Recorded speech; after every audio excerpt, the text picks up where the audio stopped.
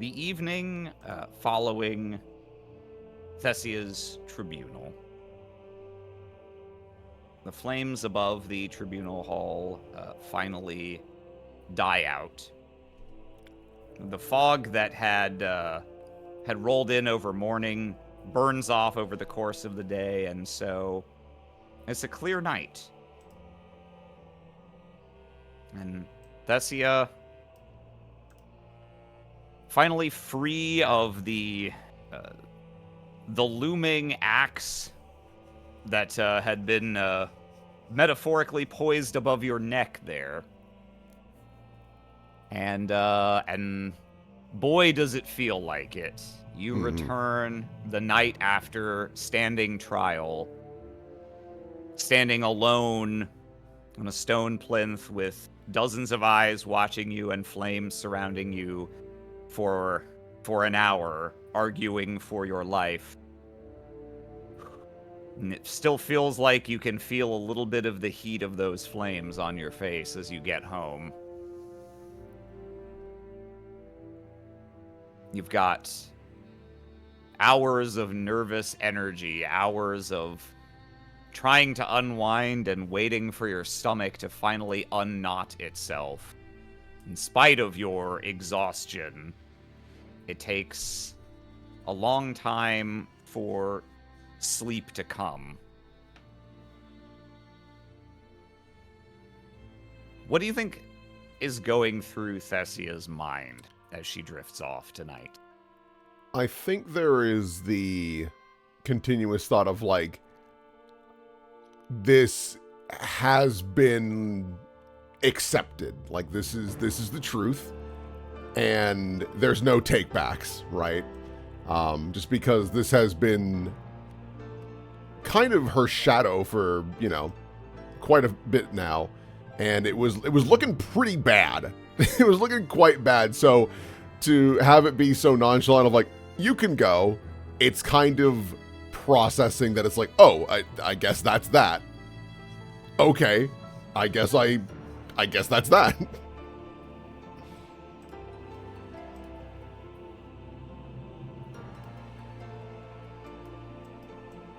When you finally do fall asleep, it takes you quickly, but it's not a smooth night. You keep finding yourself sort of almost there and then jerking a little, and your eyes opening again, drifting off again, sleeping for minutes, waking up again, over and over throughout the night, and the night gets longer and longer. And there's something else still bothering you. There's one unresolved mystery from the whole strange proceeding of having spent the better part of a week thinking you might be about to die, only to have it waved off seemingly so cavalierly. There's something strange about that. More than one thing, but the one that is most immediately at the back of your mind is you still don't have an explanation for how that vial of the stolen breath appeared on your nightstand. Who put it there and why? What did they intend for you to do with it? And who knows that it's there? You? Whoever put it there? Have they told anyone else? Would they? Every time you wake up, it's like a new dimension of this question confronts you. Yeah. I think that's probably every time she does, like, sort of wake up, her eyes just kind of drift over to where it's hidden in one of the drawers, kind of processing. There's clearly intention behind it, but what is the result they want?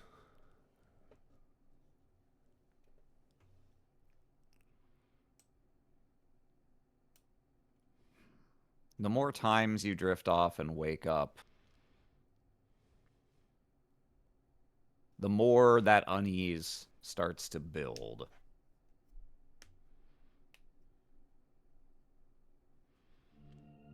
Like you can hear beyond hearing just the faintest whispers, as if carried on the breath, even sealed in a vial, hidden away safely at the bottom of your drawer. It's like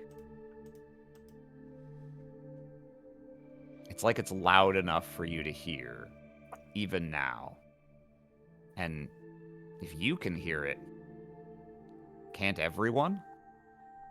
Could someone find it? What would happen to you if they did? I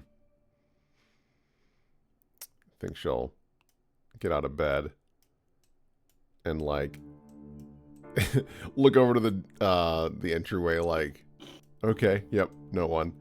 And she'll take a seat and very quietly open the drawer and just kind of look, just to like confirm it is there, and to also get a hand on it, like to reaffirm, is it actually making noise, or am I just is stress fully hitting me again? You slowly, silently slide that bottom drawer open. Move quietly the 2 tablets that you had set over top of it to the side. Reach down. And the whispers that you thought you were hearing seem to be gone.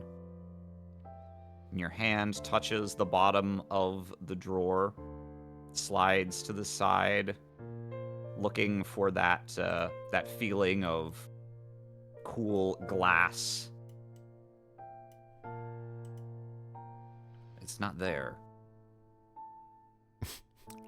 Eyes widen. Instead of trying to be casual about this, I think she does like like moves things a little more. I'm still trying to be quiet, but definitely more like a little more hurried.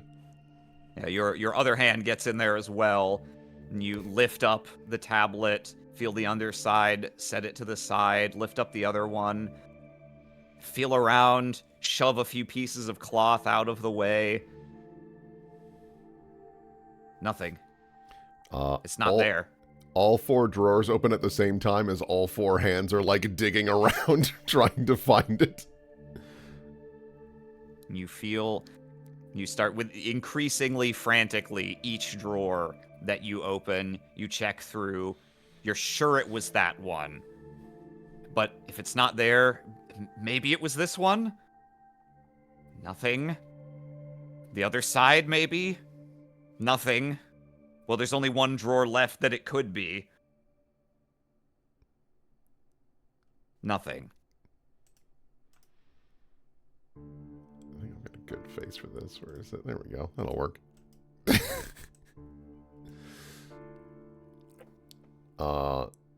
Will stand up and like look under the dresser, look under the little couch and whatnot, just like anything nearby, just to be like, was I clumsy with this? Did I make some mistake? This is not good for the heart. Was still recovering from, hey, I'm not getting executed, to now like, I might be back on the chopping block. You start to frantically turn up the carpet. You look near your water basin here. You check behind the mirror. You check the chest where you keep your makeup. Shove aside this ottoman. Look under the cushions on the couch. Increasingly less regard for silence as you go, because this is an emergency, and you don't turn up anything. Can you go ahead and roll to die for me? Let's see where you're see how you're reacting to this. Keeping a cool head, baby. We're going brain. That's right, I ate it last night. When you eat your burrito and you're like, oh, dude, I'm so hungry. Oh, no. Where is it? Where's... Oh, I swear You I ate had my chocolate bar. leftovers. Now I'm gonna starve.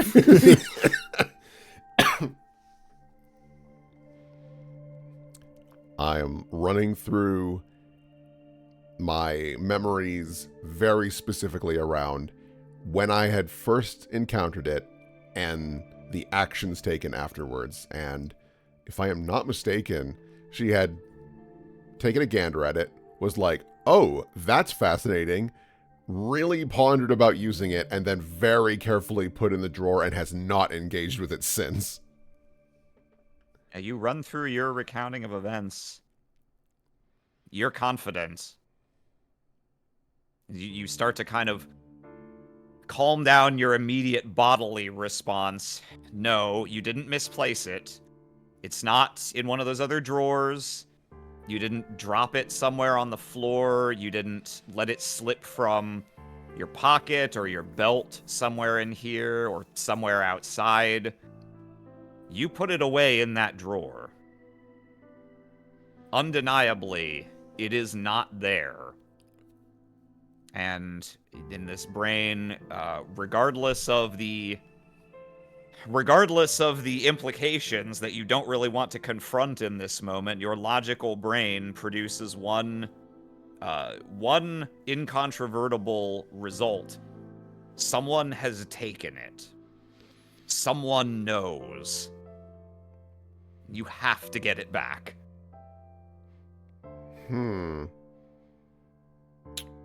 Running through my brain, who all would be willing to actually come into my room and, like, look through my things? Because it likely, because one, we have basically no servants anymore. So it's unlikely any of them. And Xenion respects my privacy, and so does my mother. She kind of, like, looks upwards. God. He just slurped it out of the he just shaped it out of your cupboard and like just through the walls. I mean, he probably could do like one of those, like, when you go to the bank, Like at the bank. Yeah. The pneumatic tube, yeah. Yeah. And you consider the possibility. Could it be your grandfather? Could it be anyone from your family? Oh man, Grandpa got my crack. It's not crack. It's just, you know, super fog that makes your head explode. The thing that's bothering her most is no action has been taken by anyone that she's aware of. None that you know of, yeah. No one brought it up at the tribunal. I guess, even though it's late, I guess I'll walk outside, because who knows, maybe someone's like, oh, this would be so cinematic if I, like, robbed her and then waited in the living room, like, I've been expecting you. I've been expecting you. Fessie's like, I would super do that, maybe. Damn, they're playing my game better than me. Oh, that's so cool. I'm gonna kill them. Unless they're family. Most of my family. Most of my family. Not on the kill list. So you're gonna go downstairs or upstairs? I guess I'll go downstairs first, just to, like, again, I think her brain is so rattled, despite my clarity right now, that she's like, baby, maybe someone is downstairs, like, waiting for me and whatnot. And if that's the case, then she'll... Or not the case, then she'll go up to her grandfather's room and be like, hey, Stinky. So you're in this moment right now, what you're expecting more than anything else, regardless of whether or not it's logical, you're expecting maybe someone has taken it and is waiting to confront you about it downstairs. Yeah. It's like an insane notion, to be certain, but with everything that's happened and with her already doubting, like, yeah, and that's that. There's no follow-up. She's like, I knew it. All right. You go downstairs, and...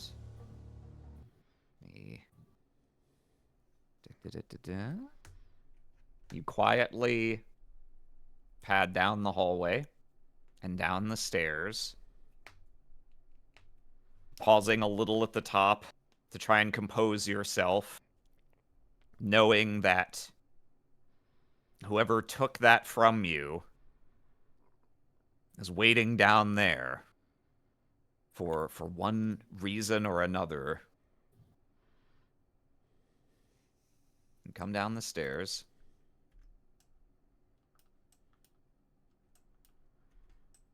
In the night, there's fairly little light other than from a few glowing rocks, the crystals, the furnace in the corner that regulates the temperature, sort of scattered throughout the room at its periphery, and illuminating just the edges of the center of the room, where, indeed, your grandfather sits in the chair that is reserved for him at the head of the table.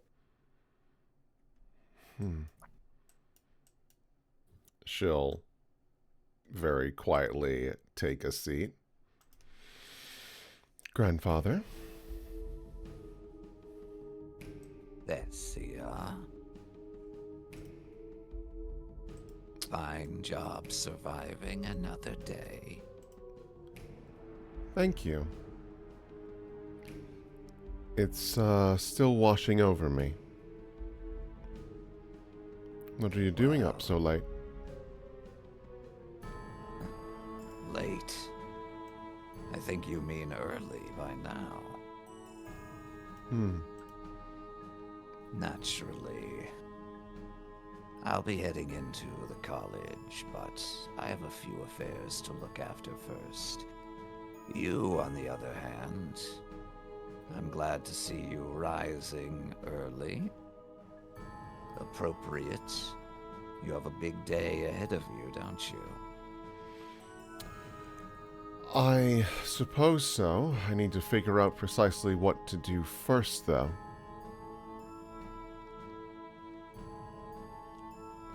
And have you come seeking the wisdom of your elders? I suppose something of the sort. I've come seeking coffee.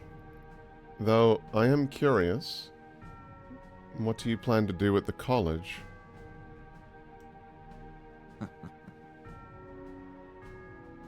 Well, the same thing I do every day, I suppose.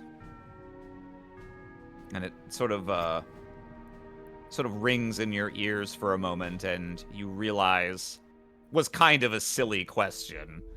Your grandfather is the High Shaper, and while he doesn't go into the college every day, he is in there most days, and when he is, he tends to come in earlier than anyone else and leave after everyone else. Kind of running through my brain, trying to, like, process that detail of, like, yeah, he did. She kind of looks back over. Right, well, I wish you the best of luck at the college. I hope there aren't any troublesome students. Well, they'll be your problem now, won't they? I do hope you acquit yourself well in this new capacity. Make sure to see your mother before you leave. Of course. He walks past and leans in very close as he does. And make sure to find it before anyone can use it against you.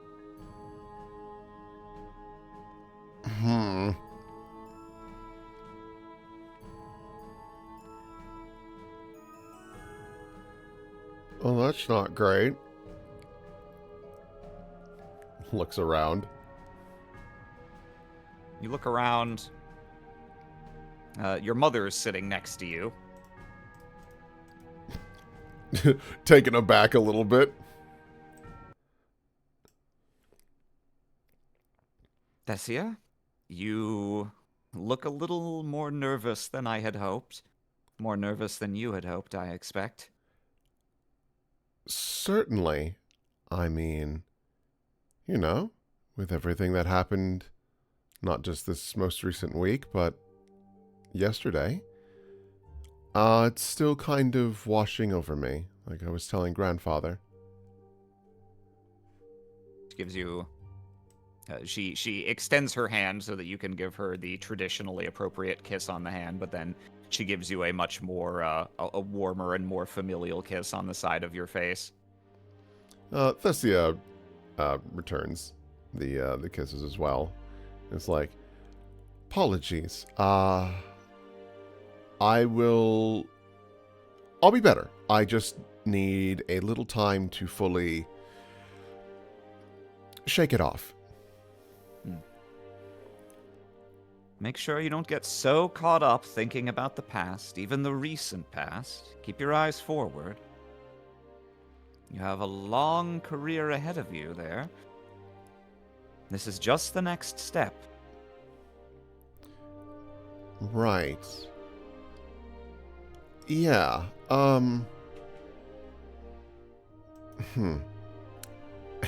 Any motherly advice?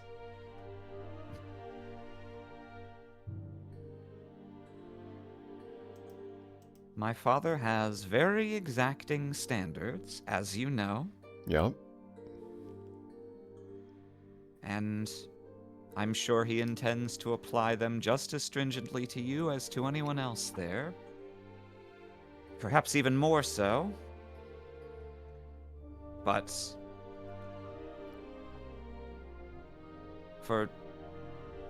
just for today at least, try not to worry so much about what he'll think of you.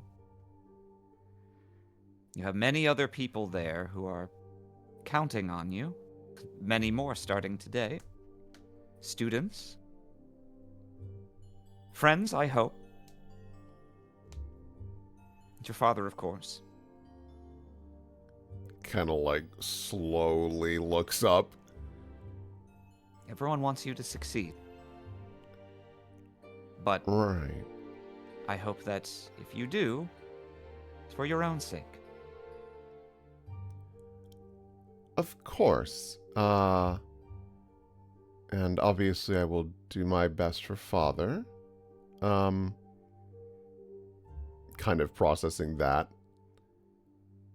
The more you process it, the more sense it's starting to make.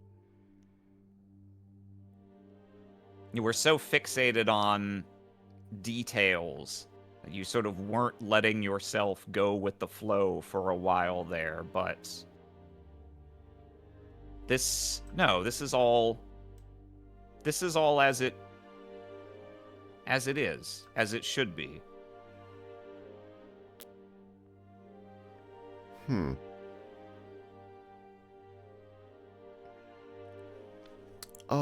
I guess an important question. Where is father? Oh, well, you know him. He'll be there already, I imagine. He sometimes comes back after his walk, but usually he judges there's not enough time. So I expect I won't see him until dinner. certainly you will have that privilege. Well, you and my father. Right. He's Yes, very then proud of you. kind of stops in her tracks a bit. Well, all the more reason to work harder. She gives you a warm nod. All right. Well, it doesn't make much sense for me to waste any more time. Not only for father, but I'm sure grandfather would be rather annoyed if I showed up late. I imagine he would. She looks you up and down one more time. How far you've come. How far you still have to go.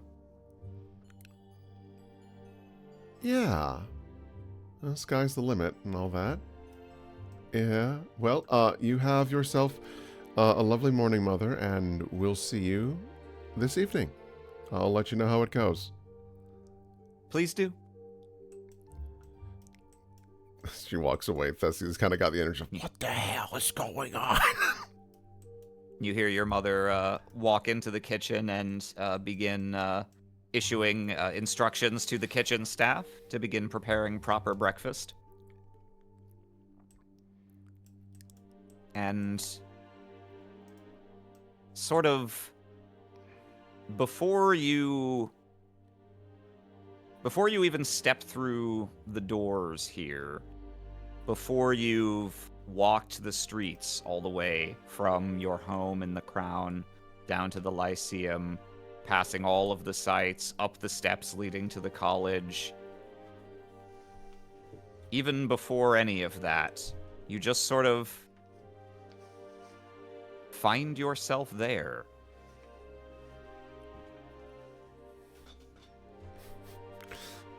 I think it's this at this point. Thessia does with like her left arms pinch her right arms. It's like like trying to process.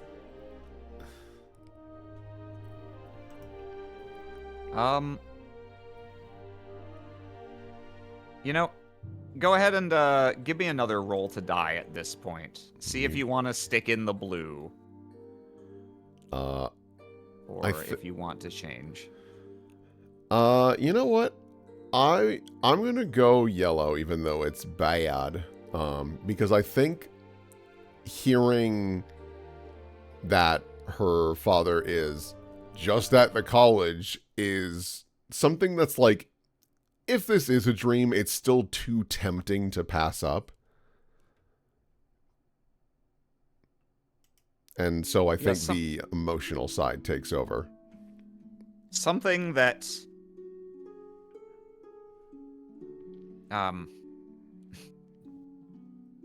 hearing that is something that does kind of rattle across your mind as something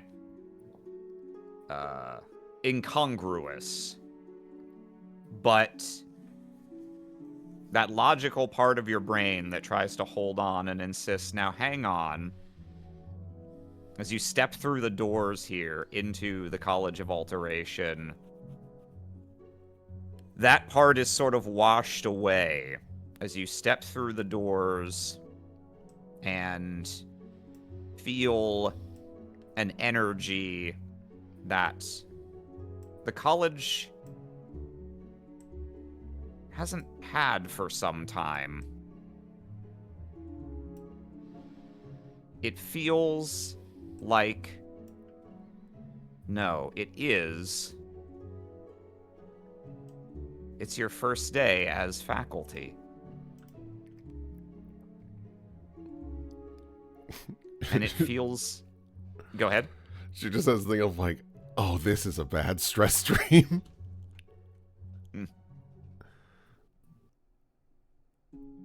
Yeah, you're wrestling with this. This is gotta be a dream, and I don't necessarily like where this is going. But the feeling of maybe that's okay if it means my father is here sets in, and kind of buoys you forward through the doors. The college is all excited chatter as you come in, all of it entirely indistinct. As you shut the doors behind you, Ninarel, seated here, sipping some tea, gives you a brief little wave to come over, sets the tea down beside herself. It's one of those things where like her upper arms are moving confidently, but then her lower arms are kind of like fiddling the hands together a little nervously. And Yes, she yeah. takes a deep bow. Master Ninarel? I'll correct myself. I called you Thessia. Master Thessia, as of today, I suppose. Oh. Well, thank you. That's very nice. Well, you've earned it. I saw to it that all the tests were proctored in accordance with all our standards. Just as they would be for anyone not named Batalus. As I would expect. I don't want any... what's the word? I want to be treated as any other educator here. I'll see to it. And I'm sure your father and the High Shaper feel just the same. I've spoken to them both at length about your results on examinations, and we all agreed there was no reservation. There was no need for further deliberation. We all believe that you're ready for this. A small smile. She rises and gives you a little pat on the shoulder. That being said, don't screw it up, right? No, obviously. I will be doing my best. I will likely, if you don't mind, reaching out to you and others for suggestions and just experiences to, guide me along the path. Of course. Well, your first guide's already waiting for you. She glances up the stairs behind you. Second chamber on the left, though I'm sure you already know. Of course. Again, thank you so much for this. She gives you a little nod. And with that, I've got classes of my own to prepare for. Nods. Still walking around kind of nervously, giving polite waves. Very skilled. I can wave to all four of these people at the same time. Yes, yes. You can do it better than most. And there's Like, there's a very brief sting of memory as you look around all these people. And you get the sense for a second as if the whole room's eyes are on you. And the memory briefly interjects itself again of, did someone here take it? Does someone here know? Yeah. And then it's quickly swallowed up by, take what? Know what? And that feeling recedes beneath the surface again. Take what? Did they take my lunch? I know I think I dropped it off already in the break room. I wrote my name on it. I swear to God, if someone fucking eats it again. I wrote my name on all the sides of the bag. Though I do love the idea of we're like in the Bronze Age, but we have paper bags. We do, yeah, just brown paper bags. We're still actually and Sharpies. A tablet bag. It's like just a rock box. It's like a bronze oh god, what do they call those? You know that fucking bag that everyone in the conspiracy theories thinks is like a nuclear football? That's actually just the fucking lunch bag. Nessia, you make your way up the stairs. And second chamber on the right. Take a breath. Pull the curtains open. Bento, that's the word. A bronze bento. We got there. And you can hear some You hear a tablet slide. Someone is working at the desk in this classroom. It's my dad. Did he?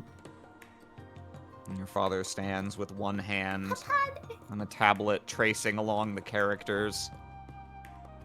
You can see his mouth moving. He's not saying anything, but he's sort of reading the words to himself. Occasionally cross-referencing other things, setting a tablet to his side and pulling another one in front of him. Desk's a bit of a mess right now, to be honest. Makes sense.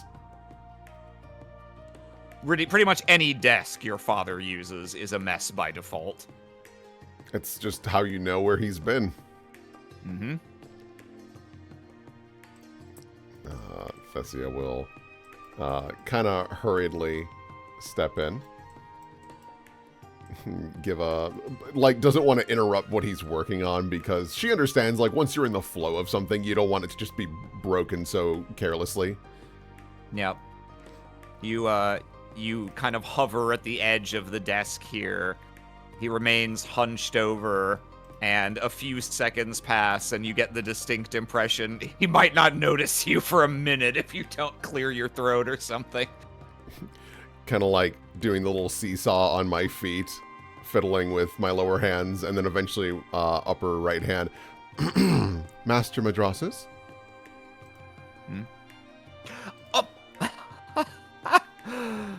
Fessy! What are you doing here so early? Well, I know what you're doing here, but, well, good on you. Well, I figured it'd be important to make a good first impression. He comes up and gives you a big hug. Big hug back, and maybe a little tighter than she normally would. And then, let's go. Sorry. It being the first day and whatnot, I want to make a very good impression because... You got the enthusiasm for sure. Well, it's important. It is. They can tell the difference, you know. Some teachers think they can't. They can. Well, I'm mostly even mean for Ninarel. Like, I know she can sniff that out. Oh, So- yes. It does help that this isn't fake. I am excited. I am also terrified.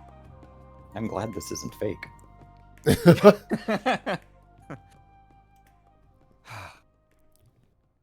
Your father stands before you. You give him a big hug with all four of your arms. And as per usual, kind of crushed the air out of his lungs a bit. You're taller than him now. You have been for a couple years. Yeah. The only member of your family not to have a double body feature, as he married into your grandfather's side of the family. And yet, so much of what you are is because of this man. Yeah. I mean, the hair and the various markings. Even eyes are fairly similar. Like, there's a lot in common between these two. A strange feeling wells up inside you. It's a warm feeling, but there are also faint traces of tears at the corners of your eyes. Well, maybe it's not such a strange feeling. It is a big moment for you, after all. Yeah. Whereas for your father, this is long since routine. He's always here at this time of day. Oh, yeah. I think very hurriedly does a quick wipe of the eyes and looks over. So, I see you've already been working quite a bit. Was there anything in particular that had... Oh, I was reviewing what we have in the way of syllabi for the new students. It all makes perfect sense. It's been worked over by many shapers over the years. It's a perfectly suitable basis to get started from. Did I need to make one? Well, that's the thing. We have these... One of the important functions of the colleges is that all the new students receive consistent instruction in how to use their rune, since part of our job is to make sure we can certify with confidence that they're able to do it safely. So we have what you could describe as a curriculum, but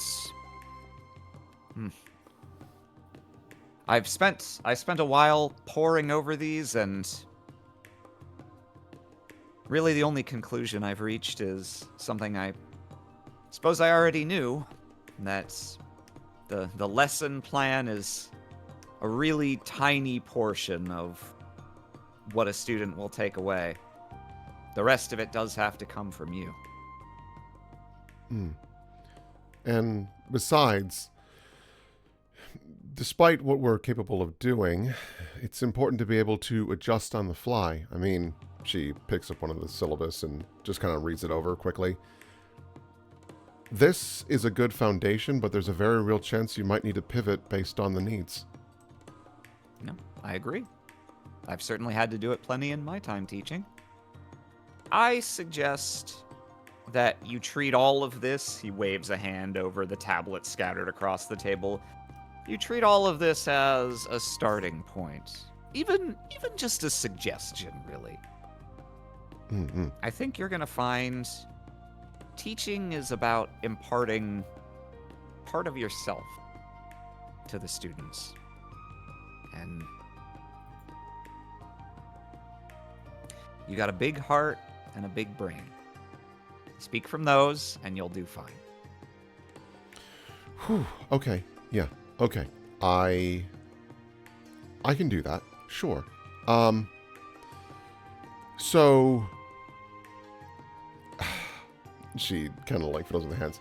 Like, how long are these lessons? Do I need to, like, there's a lot of things I don't fully understand. Oh my god, am I going to be, like, watched over by, like, Nirmal or something? There's a possibility.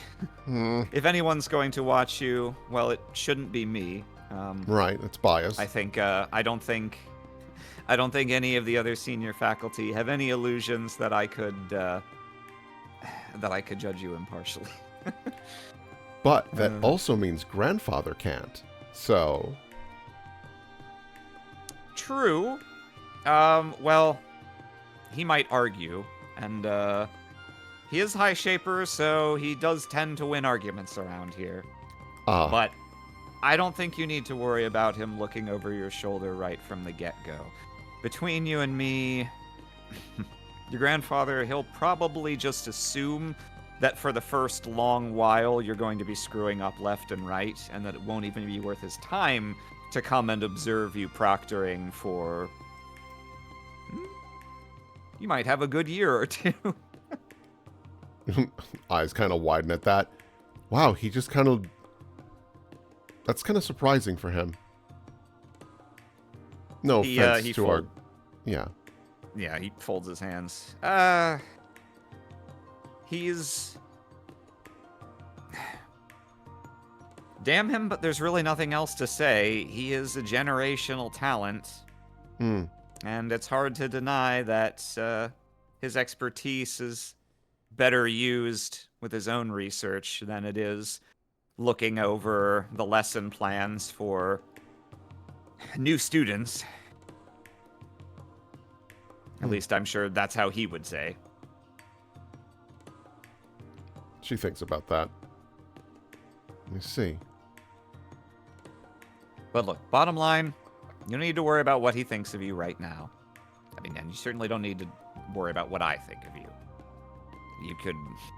Someday, maybe you'll be High Shaper, and you'll still be my little diamond. Big beaming smile to that. I mean, you know, you say you don't want me to worry about what you think, but I still do. Because... She thinks for a moment. I am here because of you. And it's not because you pushed me to get into this. You saw that I had an interest and you pushed that spark to be a full blaze. you showed me how, yes, that fail is powerful and it can do a lot of incredible things, but she leans in, dare I say it is quite fun. It is that. Don't let the secret out.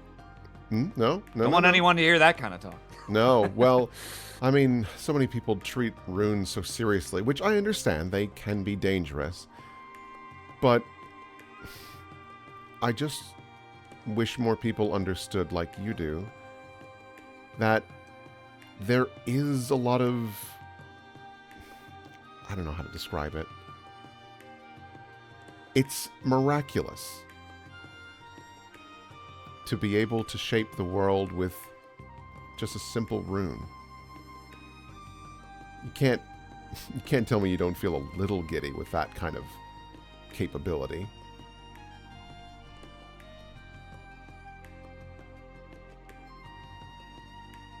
I find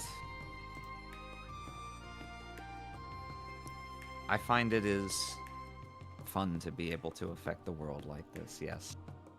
I also find that the miracle has less to do with what a person can do and more with what they choose to do. That's how I like to see it.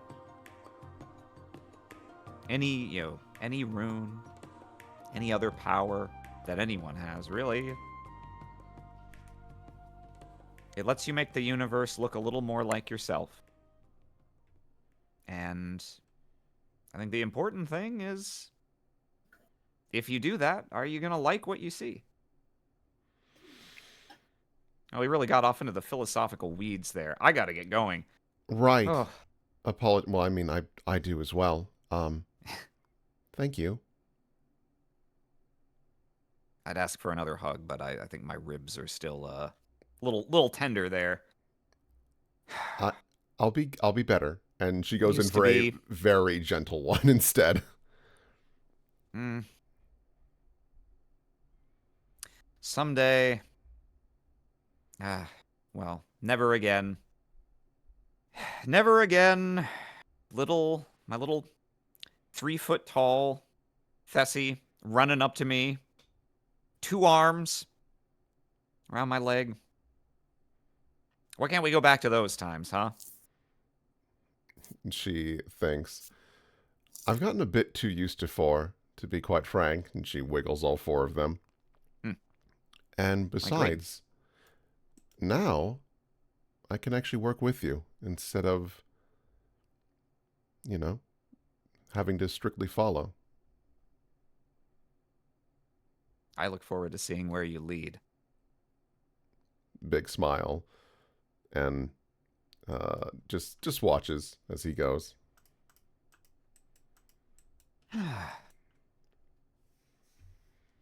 Thessia, you watch your father sweep the curtains aside and walk out into the hallway. And the moment the curtains fall shut behind him, you get a sudden pang of anxiety. With the sort of feeling of an inexplicable fear that you'll never see him again as soon as he leaves your sight.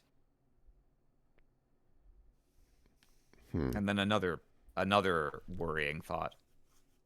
The vial. You were supposed to be looking for the vial. Right. She, without much other choice, she'll like look around here just in case, and she'll even like look on her person. She's like, am I just a dumbass and I just had it on me? No. You pat yourself up and down. No, it's not on you. And you get the distinct sense, that same sense you had, someone's waiting for me downstairs. Right now, as soon as your father has left the room, you get that same kind of feeling.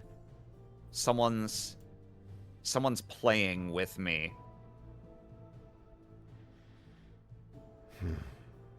takes a deep breath and then pushes the curtain aside. You push the curtain aside, following after your father out into the hallway, but as soon as you pull the curtain aside, you can see the hallway before you. There is just a swath of the stolen breath flowing down it. You hear a cry from somewhere up the hallway and see ribbons of light flick into and out of existence as someone is taken, someone vanishes.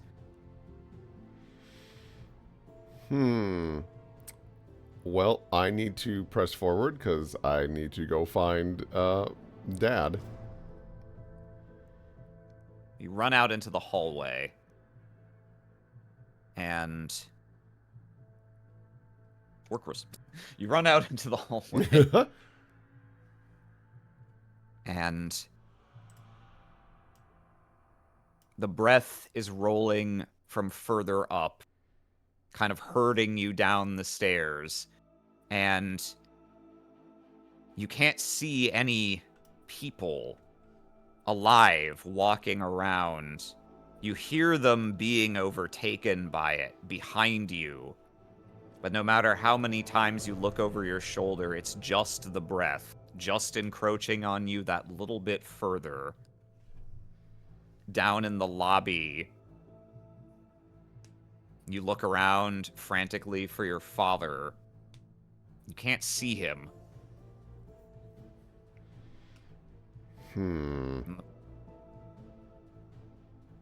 It feels like it felt that day.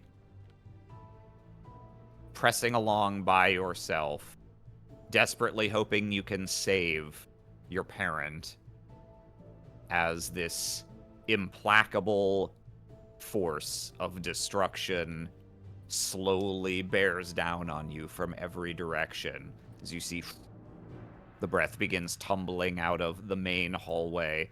It rolls down the other set of stairs, and you can see small licks of it under the doors. You stand alone in the lobby, with it closing in from all sides. Well, it worked well enough last time. I think she was like about to make a dome. And you know what? I'm gonna roll to die. Bad news, emotion. Brain is here. And what does that mean? Her thought is the breath, while it did almost kill her, it is also theoretically the thing that saved her. And she is going to try and, as carefully as possible, just, lack for a better term, get a little sniff. Just a little sniff. And use that to amplify her capabilities to see if she can either get herself out of here or, more importantly, see if she can get the breath out of here and try to find her father. Okay. You let the breath encroach on you, and as it is close to washing over you, you lean forward and draw some in, and await that same spark that let you escape and save your mother's life days ago. And you feel it. That feeling of ascending beyond your body and drifting.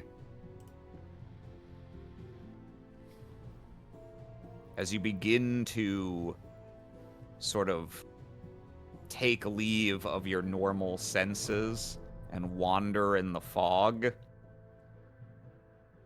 you hear your father calling for you, reaching out after you.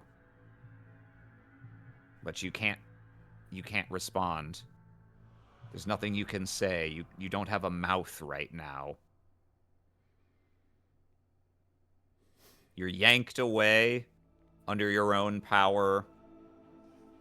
You rise up and up and up. And finally, as if you're bursting up out of quicksand that had threatened to engulf you, a hand grabs yours, and you're yanked, not just to your feet, but to the state of having feet again. And the sensation kind of like hypnic jerk, like you were drifting off to sleep, and then, you suddenly find yourself in another place.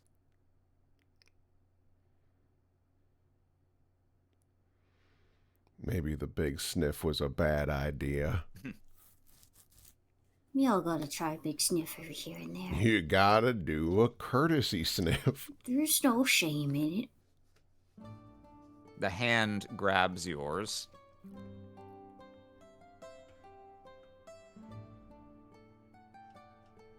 Or that's how it feels in that moment as you're pulled up out of the breath, but when you blink the eyes you now have again, it's you tugging Orcris's hand. And you take a second to process where you are, what's going on, and you remember, oh, of course, before you zoned out, you had offered to bring Orcris to a local scriptorium to try and pay him back for all the help he's given you by helping him find whatever knowledge it is he needs. He seems to have all sorts of strange esoteric habits and be a learned man in his own way. And so this you thought was perhaps a fitting reward.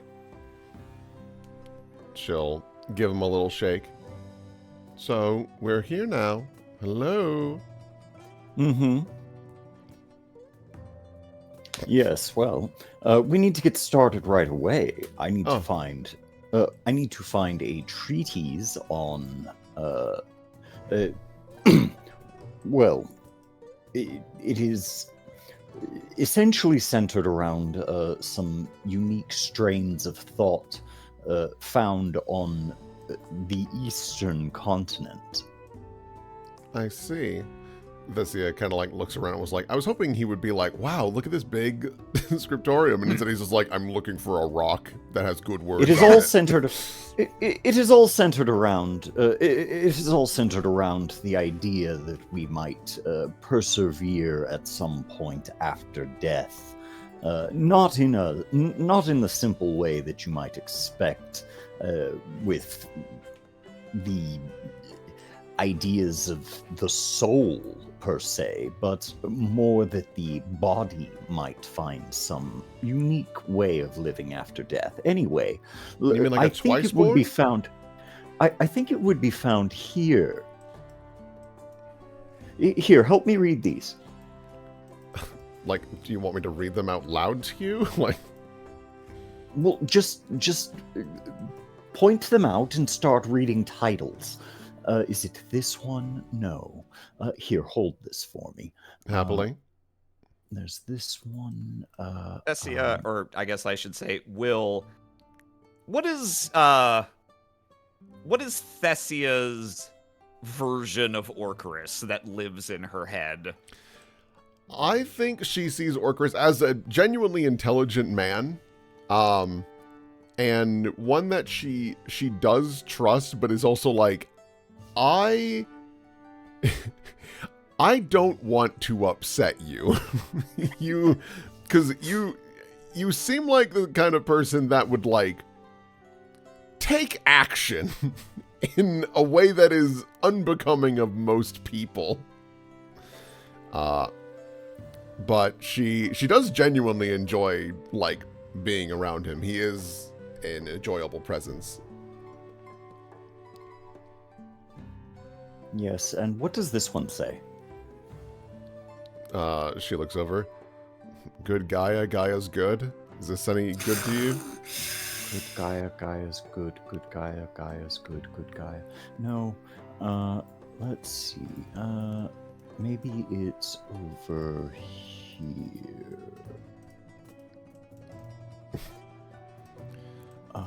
Again, I posed the question. You seem, based on your description, you're looking essentially for information on Twiceborn, or is there something No, different? it is not a phenomenon that strictly happens only in Scon like the Twiceborn are. It is something fundamentally different, Okay. where the mind survives, but the mind and the body survive, but the person that comes after is very different.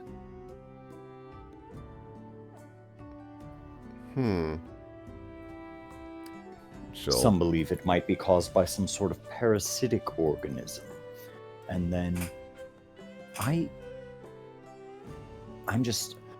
just need to find. Thessia, you become aware of a presence looming behind you silently, as it so often does. Oh, God. Spins around. Wither. Finger up to the lips. Shh. Wither. Doesn't say anything. Hello. Just like gives a small wave. Still holding multiple tablets for Orcris. I've done it. You've This is done it. The What did you- herbal formula. Okay. What are you going to do with that precisely?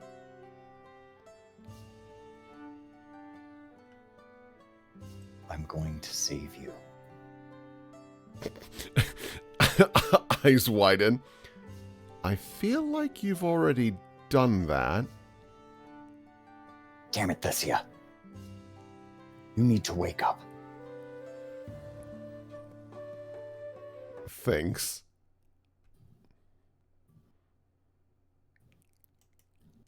I guess I'll try to wake up. No, that's not what I mean.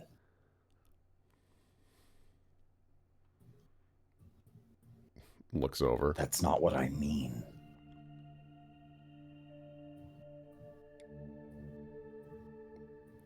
Hello, Wither. Hello.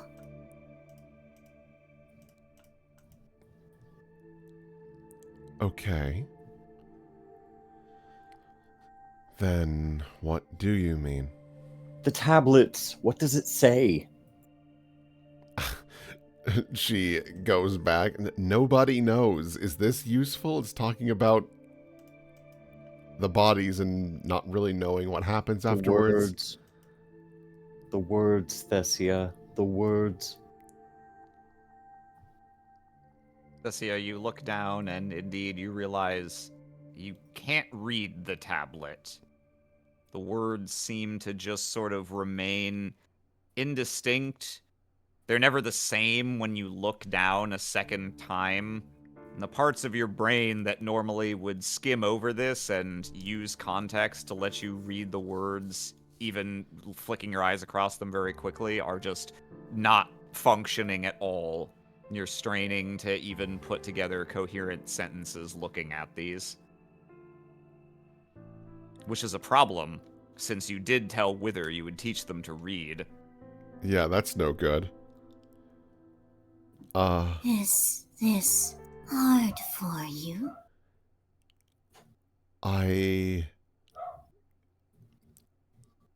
Working on that. I just need a moment to... I think she like keeps flicking her eyes up and back down to the tablet. Like, well, one of these times it's got to randomize to what I need, right? Like one of these times it's got to be coherent.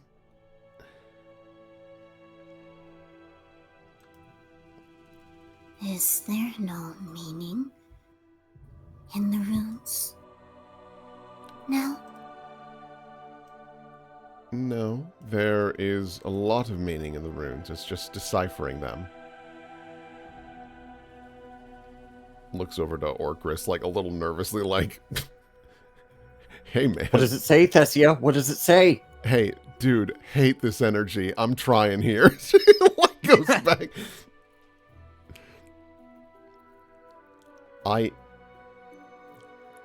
Alright, fine. For some reason, I am unable to decipher what it is saying. Are you happy now? Does that make you content? No. No, not at all. Thessia, quit playing games. How are we going to find my treaties if you can't read?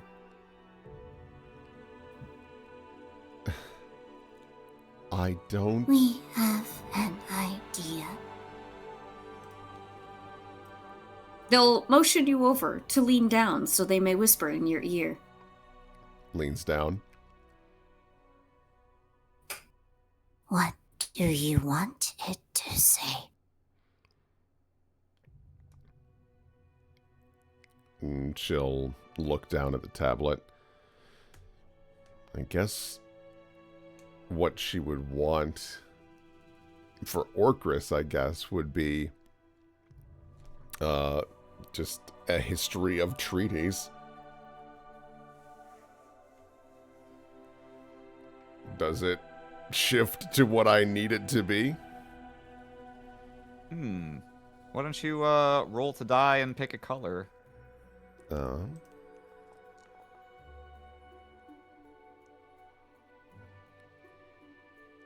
think because we're doing weird dream shit, I will lean into the emotion of it, of like, I need it to feel real. Since I know it's you not. need this to be something. You need this to be something that will please Orcris. Yeah. Should I And roll to do? No, you can just make that happen. You see. You, if that's what you want, if you're going off of feeling, you hand the tablet over to Orcris, not even really sure of what it reads. Yes, this is the one. Perfect. Thank you, Thessia. This will do nicely. Hooray. Looks over to Wither. Thank you. Oh, Thessie, you came. All we can do is give. Spins around. Father. Oh, I've been meaning. I've been so looking forward to meeting these two. You've told me so much about them. Yes. These are Wither and Orcris, aren't they? Yes, of course. Please, if you'd be so kind, she'll gesture them to follow. Wither? Sure, there's a great place we can just sit down and chat over here. Sure.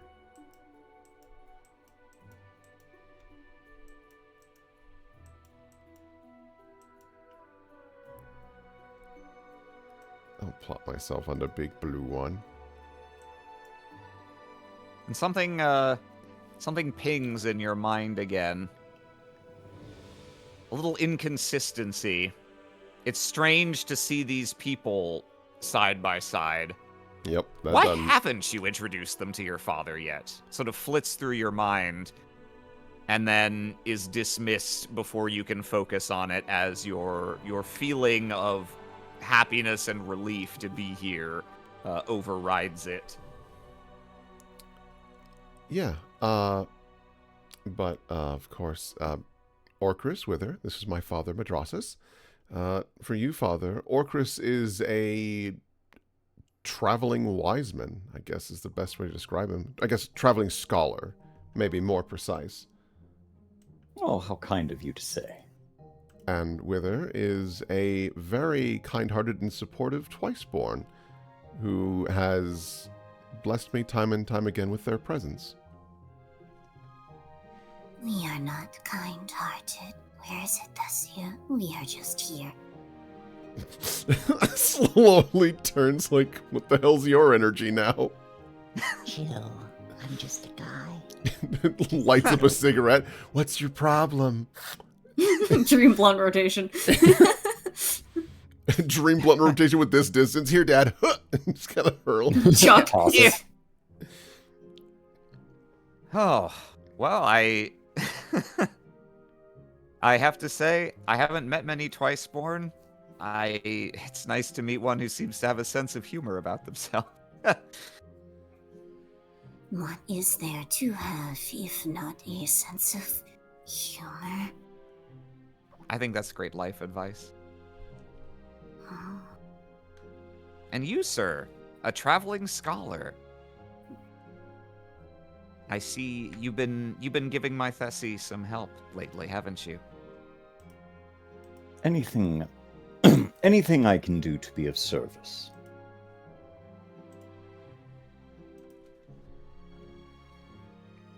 Yes. He okay. She just goes, he has been exceedingly generous with his knowledge to share. I crunch into one of the tablets. hmm.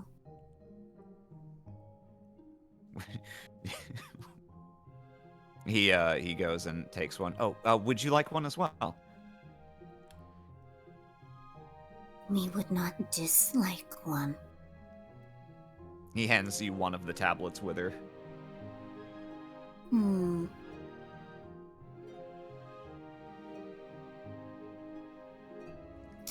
You look over every time you see Wither with it. It's a little bit smaller, but you never see them eating it. Like just absorbing it. It's just another. There's another bite taken, but never any mouth movement. Mm-hmm. Thessia, you haven't finished your knowledge. You've barely touched it. Right. You know me, I'm always hungry for knowledge. She takes it. Oh, you know what? I can use my scary mouth and try to eat it. Where's my scary mouth? There it is. I feel like she eats a tablet like when you insert a card into like an ATM. Thessia, don't let them see you do that. They're Your always energy. watching. Yeah, you Feeding me such bad intel. I can't Your believe fa- she's eating that.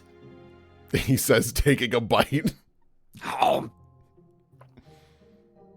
Your father laughs. I think this is great.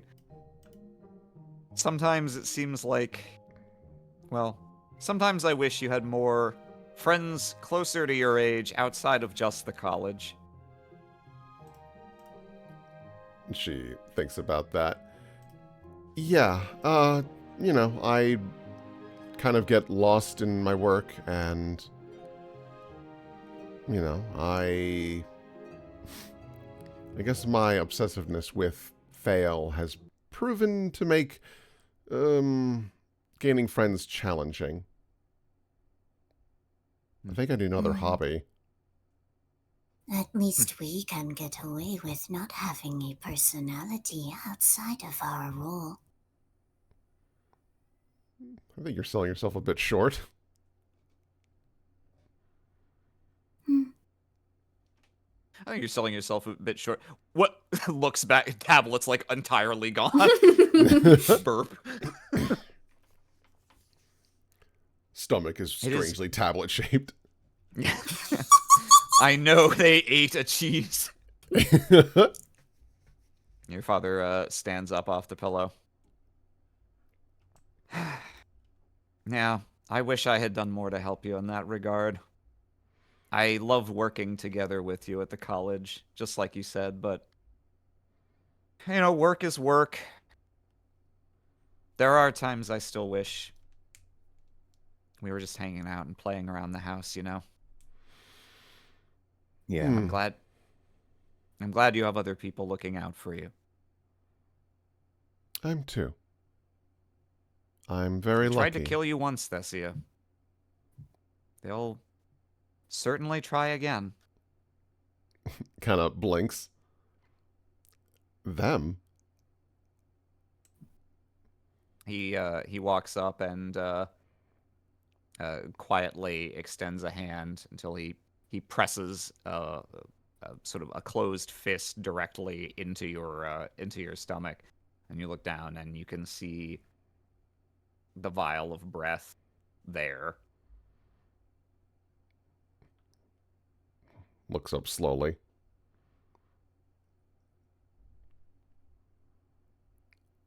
What are you Thank gonna you. do with this? Well, I can already move Earth. It's time to move Heaven. I think I will do everything in my power to shape Scone into what it needs to be.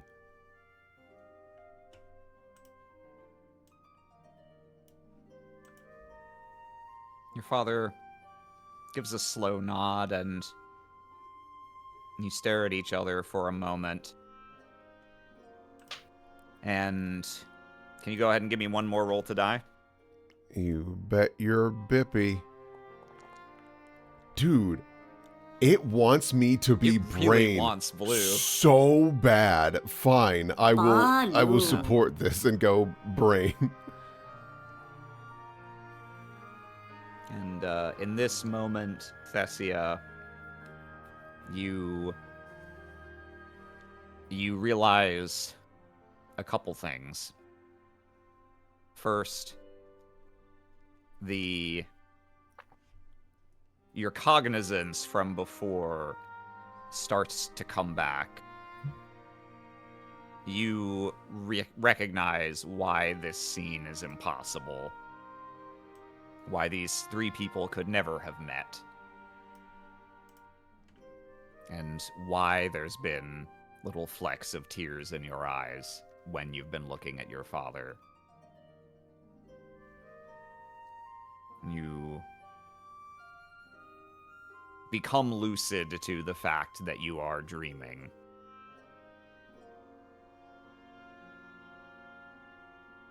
Just kind of And nods.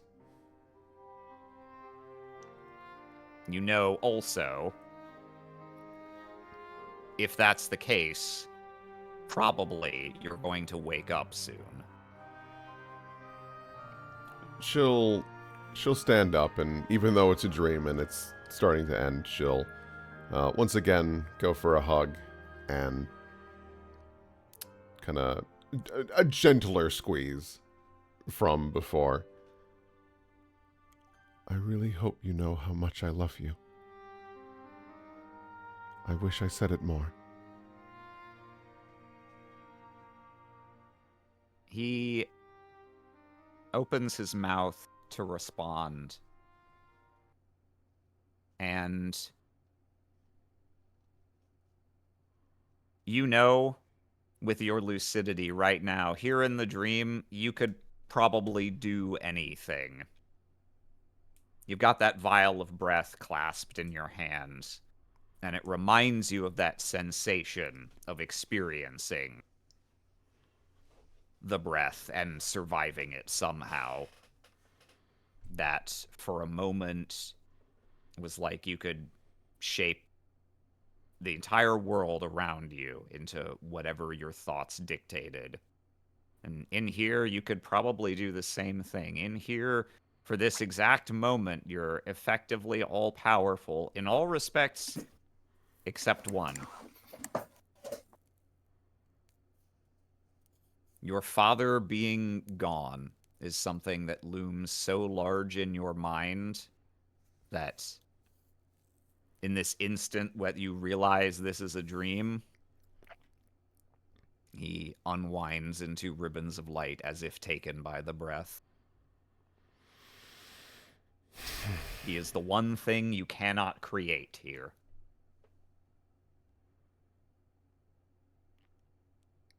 Yeah. Even though she is becoming more lucid to the dream, she would never force that image on purpose to say things. because that feels wrong. She knows that the love was true, but she wouldn't just artificially make him say more.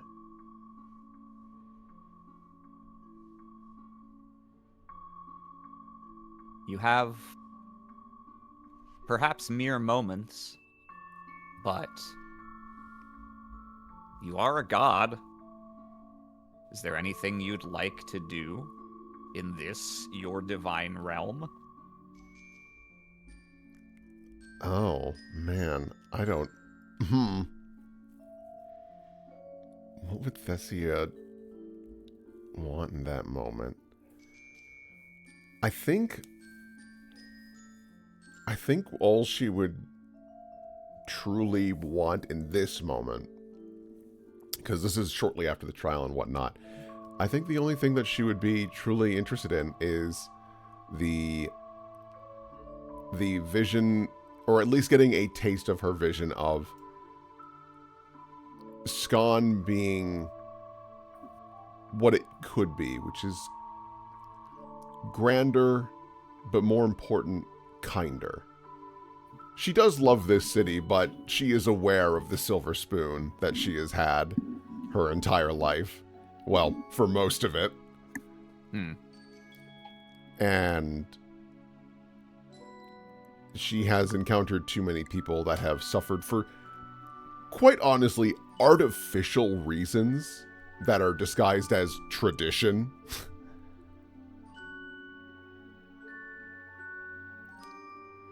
And if this is her world, she will change that.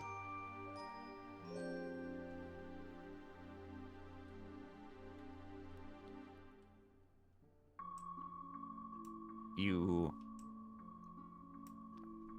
let the scriptorium dissolve around you. Let everything dissolve. And simply take in the view of all of Scon.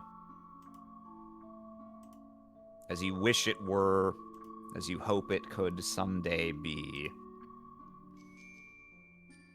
Greater, not merely in form, but in spirit, you hope.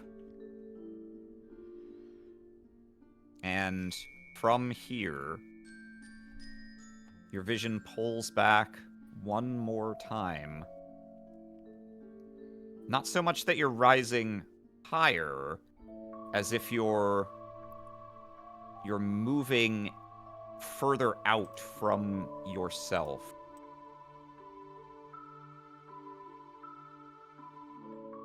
As if you're looking at Scon reflected in a mirror, or in one of those great devices like the asteroscope that are said to bring distant images close to one's eye.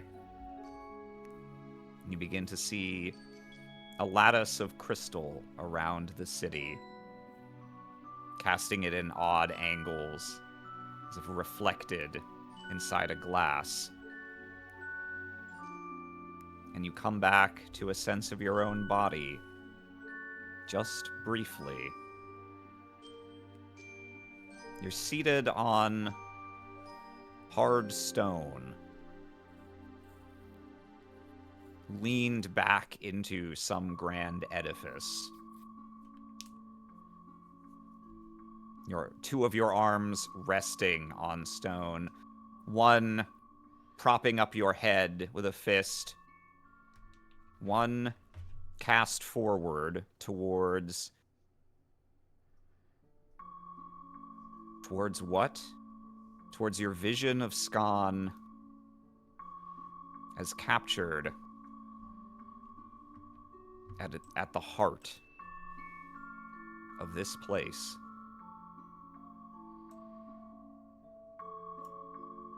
Scon as you wish it to be, all laid out at your feet.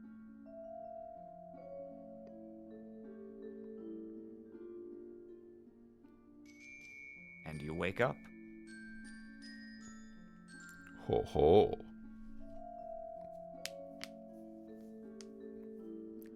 That's a cool map.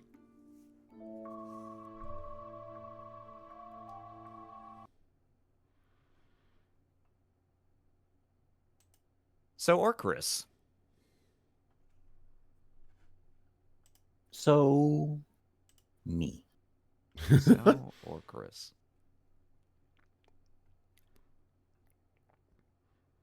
Immediately following the tribunal, in a rather foul mood, you made some unpleasant discoveries about the nature of existence, or at least you have unpleasant suspicions about it.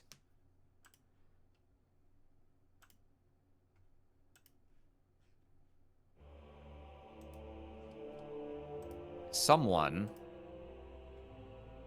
interjected into your reality using powers similar to your own. It's not just you. Seemingly, it's not just Thessia. It's not just Wither. Someone else deigns to play in your game. How many more will there be?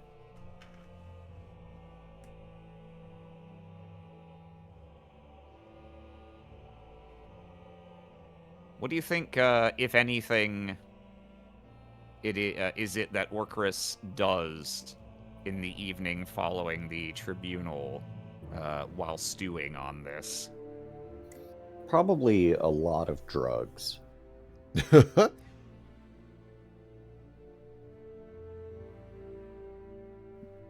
A lot of meditation, a lot of trying to get to a lot of getting to the point of having the sense of leaving my body and getting to the self, the true self.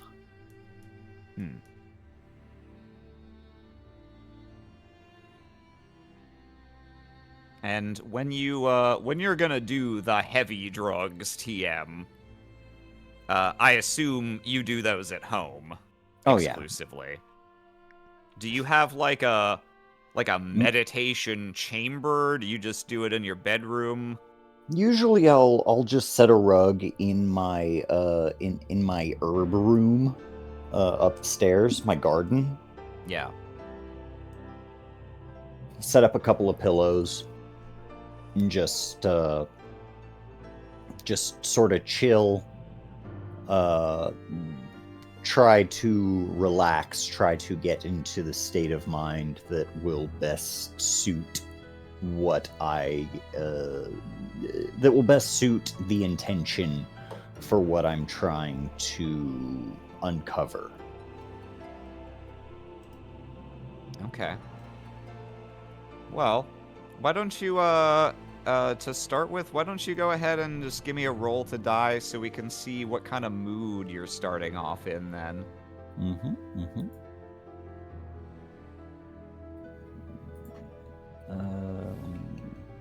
Still has me on Thessia. Roll to die. Yeah, that's a problem.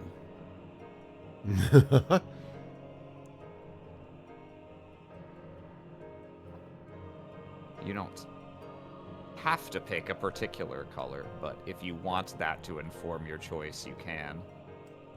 Yeah, yellow makes sense, I guess. You're going heavy into the meditative thing to try and sort this out.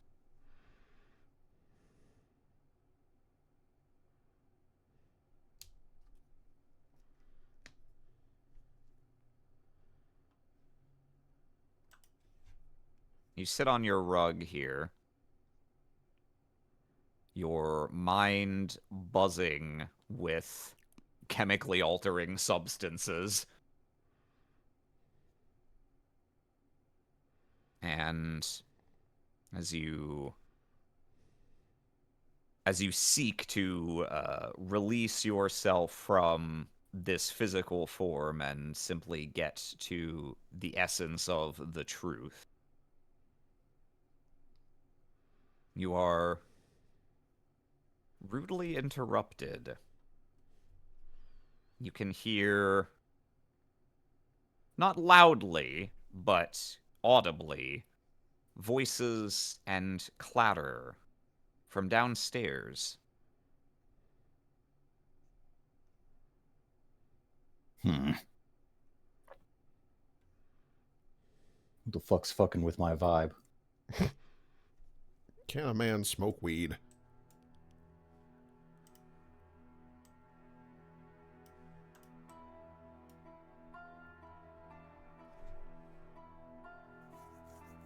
Head down to take a look. Mm-hmm.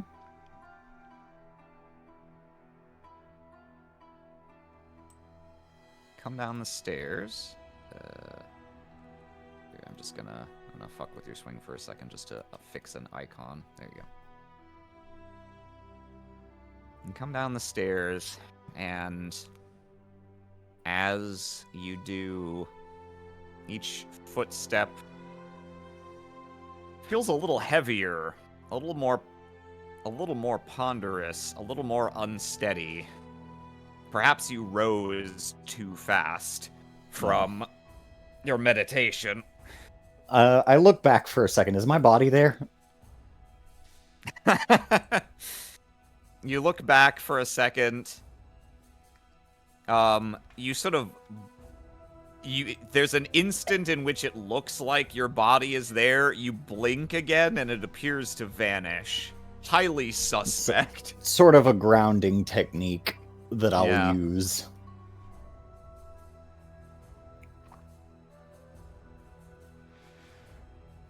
Nevertheless, as you come down the stairs, just as you're nearing the bottom, a voice, and a familiar one, barks up the stairs at you. Chris, down here now!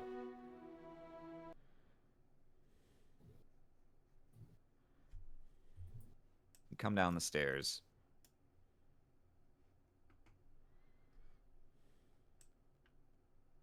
It doesn't smell quite as expected. You can't pick up your incense immediately. It smells of lilac and saffron. Slightly more traditional scani fare. Father. Decided to grace us with your presence at last, did you? Dream.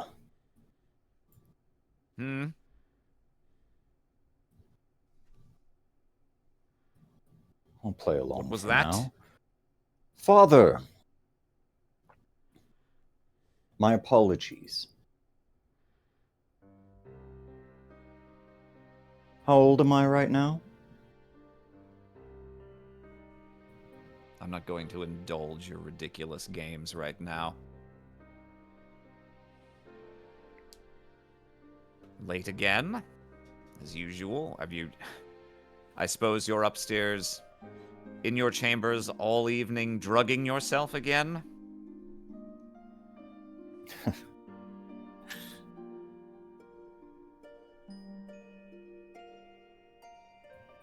No, Father. Well?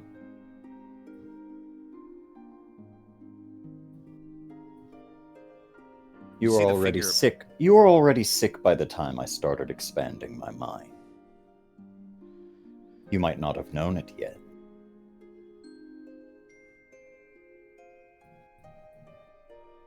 But you were. No, in this time I was merely reading. You see the figure before you for what it is immediately. The figments of your sleeping mind are no more or less real than those of your waking mind. And the father you see before you now is just as much an illusion as the one you leave coughing and sputtering in his sickbed upstairs. But here in Dream, It is somewhat physical- nostalgic to see the house like this, though. his physical form gives the game away entirely.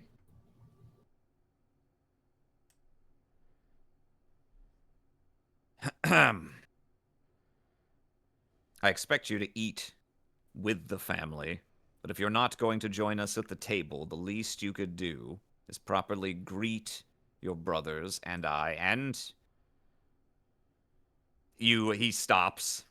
He was about to say your mother. It's not who she is.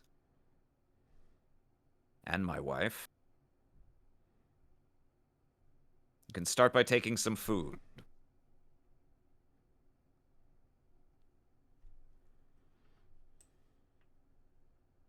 Or Of Chris, course.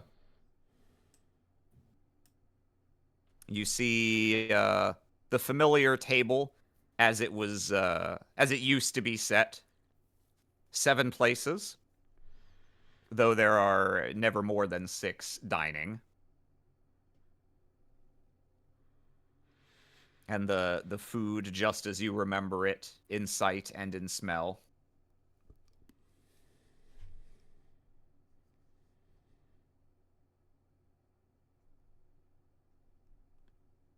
I'm told that you've been cozying up to the Baetalus family, making overtures to their scion. Yes, father. I saved their scion's life. We've spoken many times in the past about your role in this family. I trust you understand it's not for you to represent our name. Certainly course not not. to other nobles. I would never invoke your name when speaking with other nobles. So all of this you are doing simply as Orcris, then. Correct. Very well, then.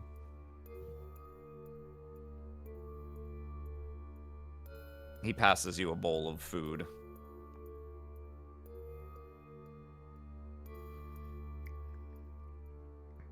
Your eldest brother is visiting from the household of Enmasar. It's rare that all of us are gathered for an evening, so I expect you to observe proper decorum. It is. Rarer these days.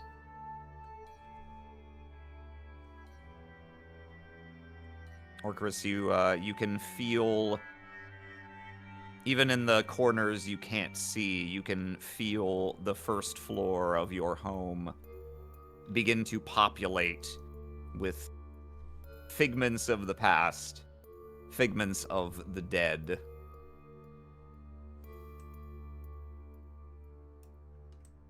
Your 3 brothers and their mother.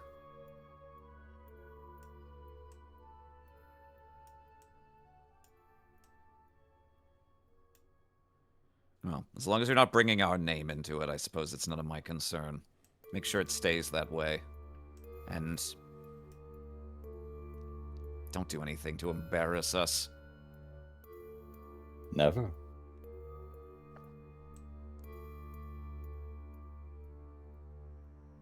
Your father shoots a glance over his shoulder and seems to mutter something inaudible to himself as he returns up the stairs.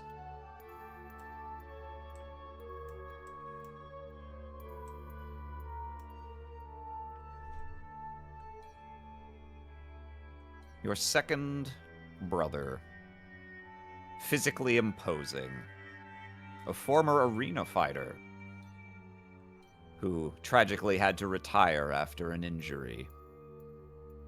You find him here, brooding in the corner as he often does. One hand rested on this chest.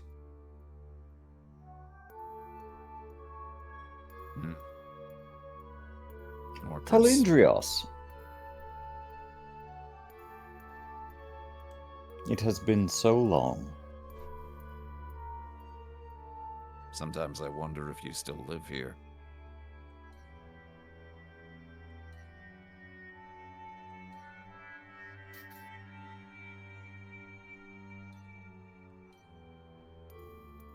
Talindrios. How's that old wound? Instinctively, a hand goes to his side. No worse. And no better.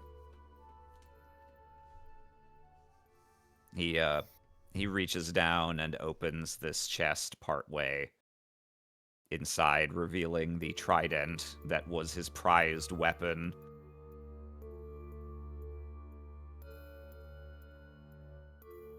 I think about when I poisoned him. I didn't dislike him.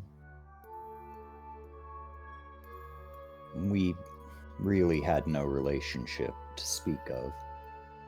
He ignored me because Father told him to.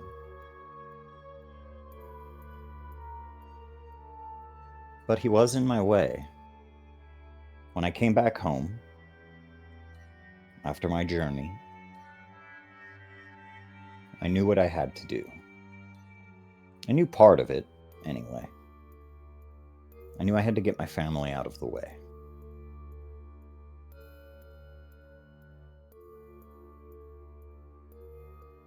Telindrios was sick.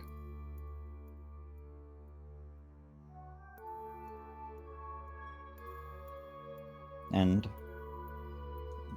before I left, I was a journeyman practitioner of the apothecary arts. I was better by the time I came back.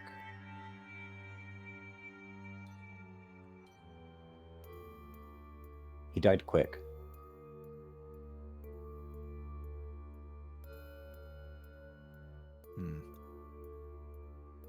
You think this to yourself.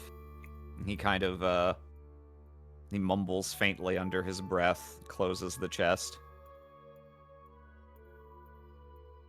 Not as quickly as I'd hoped to in the arena. Oh, Telindrios. Very few people get to die the way they imagine.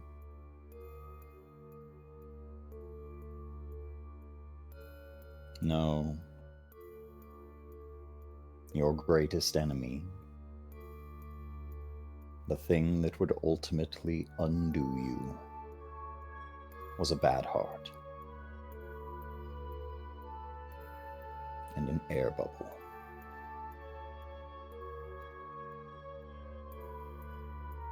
As the lid of the chest fully closes, the figure sort of washes away into nothing.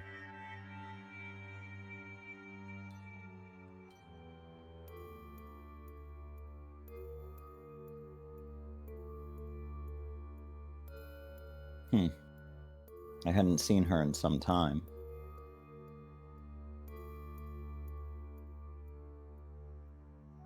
My father's wife. She kneels here on the rug, praying, as she spent many hours a day doing. In my dream, in this vision, my father has been unkind to me. Though that was never the reality of our situation. He was always... There was always an underlying shame in his interactions with me, but it was always directed more towards himself. He tried to be as respectful as he could of the fact that it wasn't my fault that I was born and that it was his. But his wife hated me. I was a symbol of his disloyalty.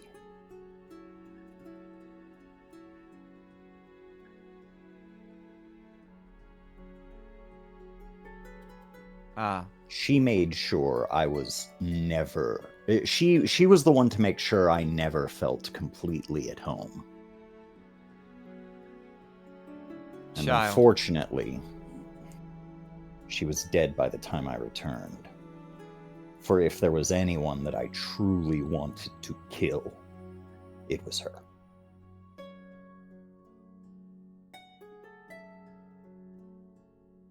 I don't suppose you've come to pray? No. I see no need to empower other gods.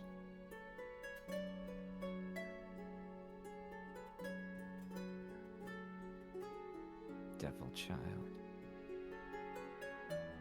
Oh, how I wanted to still your breath in the crib.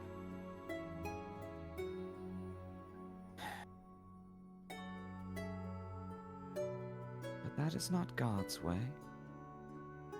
If she sees fit to let you draw breath, then so be it.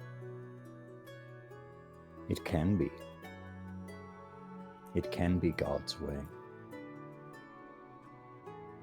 It was, at least once.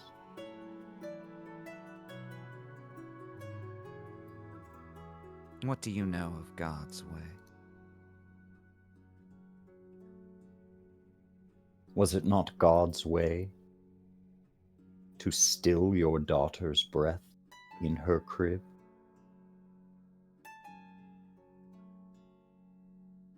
She stares. She has no eyes, but she stares.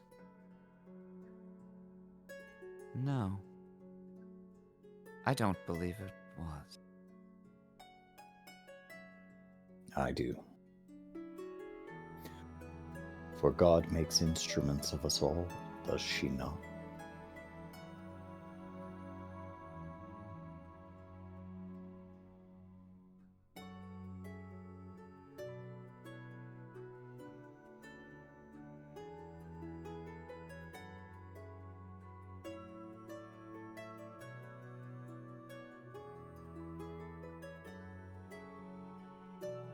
Here, your eldest brother, seated on the chase, sits and trades witticisms with the third brother of your household. Your eldest, the pride of the family, a scrivener, part of Master Enmasar's household. A brilliant mathematician. During his tenure with Enmasar's household, he's bent those skills towards some of their other specialties, art and architecture, looking at applications of how the purity, the beauty of mathematics can be used to inform those disciplines to create calculated beauty. He was always the kindest to me.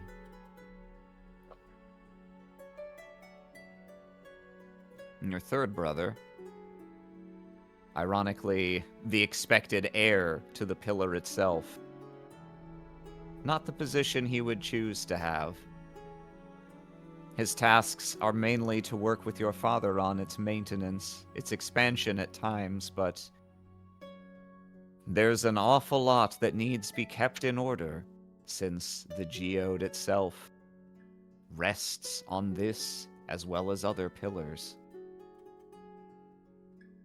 He's never particularly liked the idea of inheriting it. There's so little in the way of estates or material power, just the sort of traditionalist prestige of literally carrying Scon's weight on your family's shoulders. Those have been your father's shoulders. And your third brother does not look forward to the day when they will be his. He does not need to worry about that. He was the first one I killed when I got back.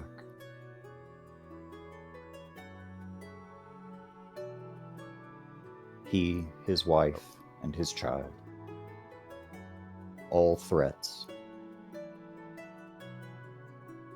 I made it look like a sickness.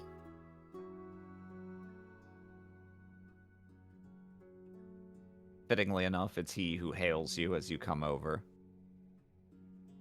Brother, come join us. We see so little of you of late. Is it true you're considering leaving Skan? I left. I did. I learned much on my travels. I've seen wonders and terrors that the mind cannot dream of.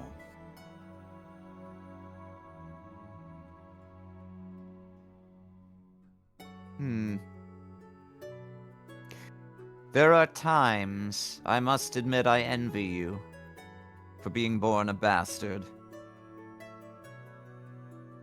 Having no expectation of carrying on any of this. He thumps the wall behind him. You should not speak so lightly of your duties. It's a great trust that our father places in you. I suppose it is.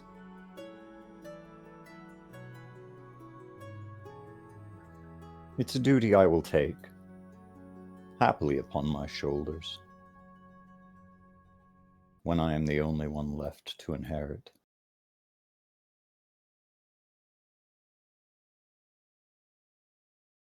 You speak troubling words, brother. What should we know that we do not know?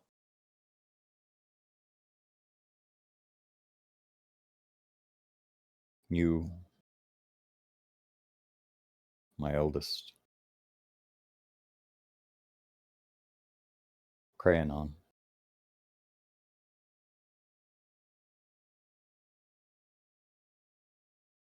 When I killed you, I felt bad. It's the only time. It's the only time I've ever felt anything at the end of one of my... Well, I couldn't poison you.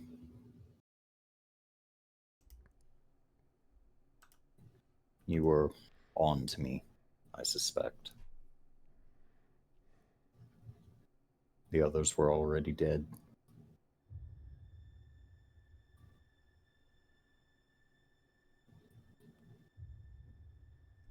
That was how I met Kiln, in fact. Now that I recall.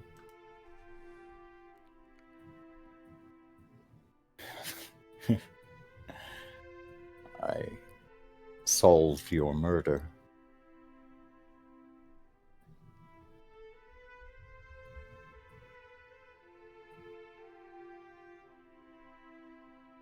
Your brother... No. Oh. No, you... so smart. So kind.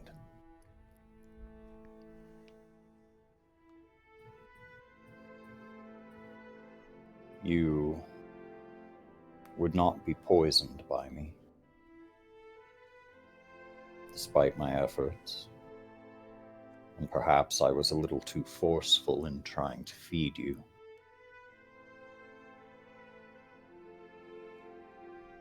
And so I stabbed you to death. And the last thing you saw, my third eye opening and looking down at you.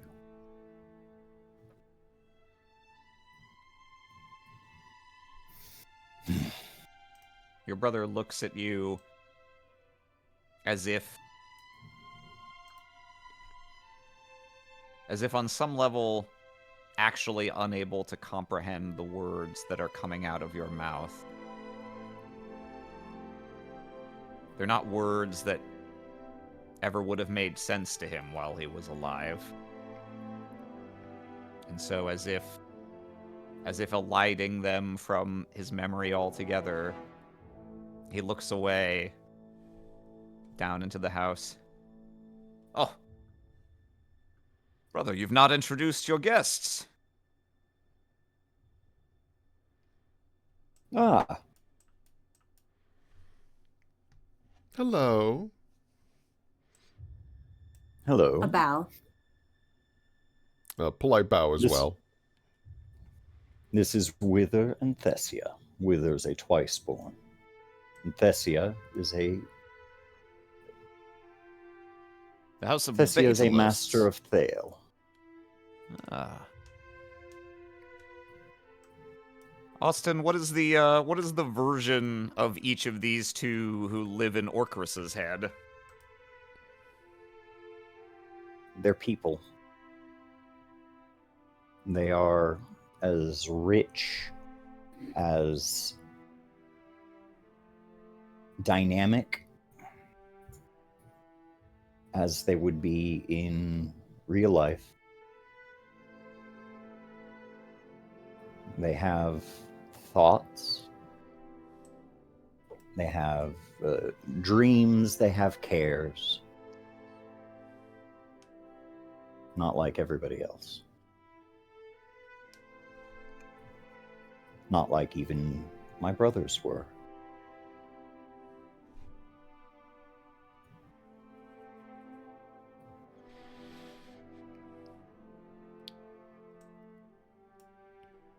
Well, thank you so much for having us over. Of course. We're happy to extend our family's hospitality to both of you. How is it that you've come to know my brother? Well, I found myself in quite the kerfuffle, and well, even before that, I had a quite the medical situation. But your brother swooped in and provided care that no other, I guess, physician was capable of solving. Quite the miracle See, worker. Orcris? You're still well. I believe you really should reconsider the Scrivener's life. After I stabbed you to death, I tossed you into the breath. And you, twice-born. A rare and glorified individual, to be sure. To what do we owe the honor of your company this eve? We are simply here in gratitude to your brother. To take care of things when it is needed. Oh. My goodness. What sort of aid has he proffered to one such as yourself? He was willing to do things to get results that nobody else would. They're watering this plant. They're touching it gently, smiling at it.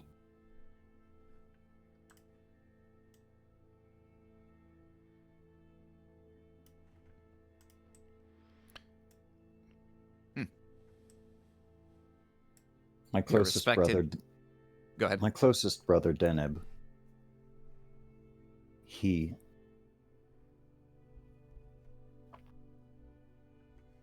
I was able to make it look like a sickness.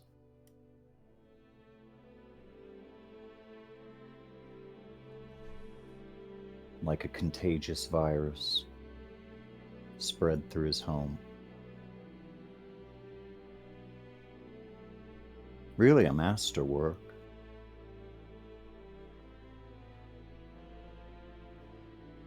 First him, then his wife, then his son. One after the other. You fooled us all. And you fooled everyone else afterward. It was easy. You're being too trusted me. modest. I never trusted you once in my life. No. Took some real intelligence, some forethought.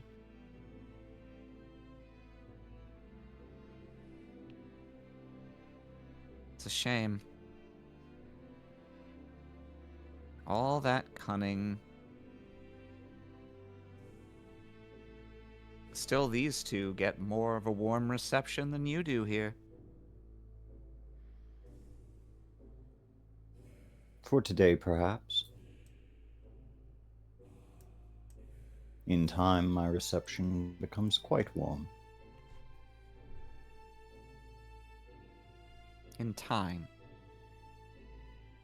And it will be. It will be again. When I have little children of my own and a loving wife.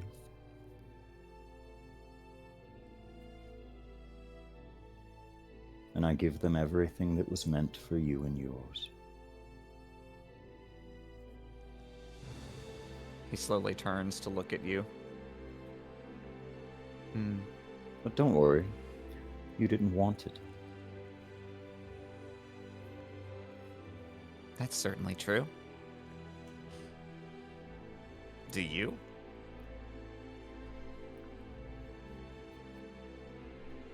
Not Loving really. wife and children, will they be real people? I don't know yet. It would be interesting if they were. I would like that. But if they aren't, they will serve their purpose just as well. More props.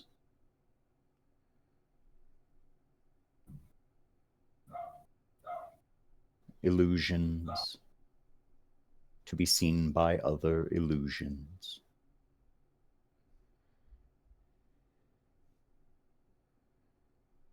You speak of time. Do you think you'll have that kind of time? I have all of the time there is.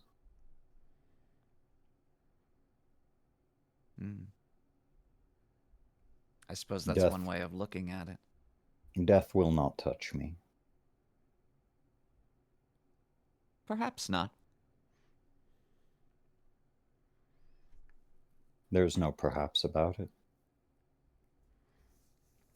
I am all there is.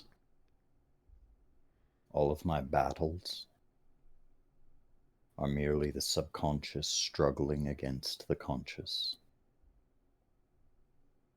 But my will is stronger. And in time, even my subconscious will be brought to heel.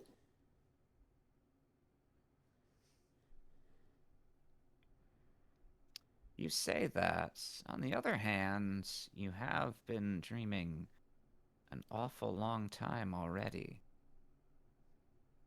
This is not a dream, it is a vision. If you prefer. The subconscious can be a tool.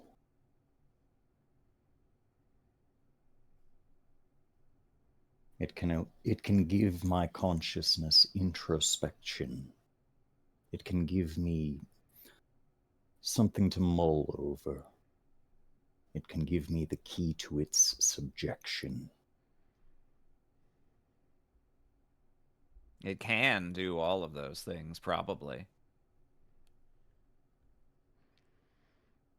I find the subconscious can also make the conscious a bit of a plaything at times. You are dreaming, aren't you? Perhaps for a weaker mind. He reaches out and lightly pokes your shoulder. You seem real enough right here, right now.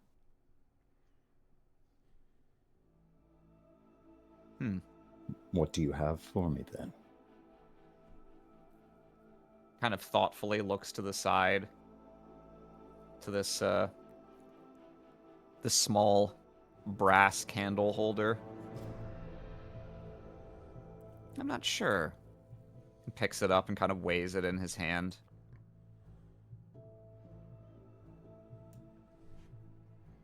Turns and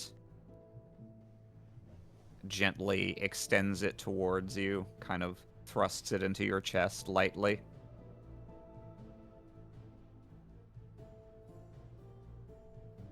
I wonder if I were to crack you over the head with this, would anything happen?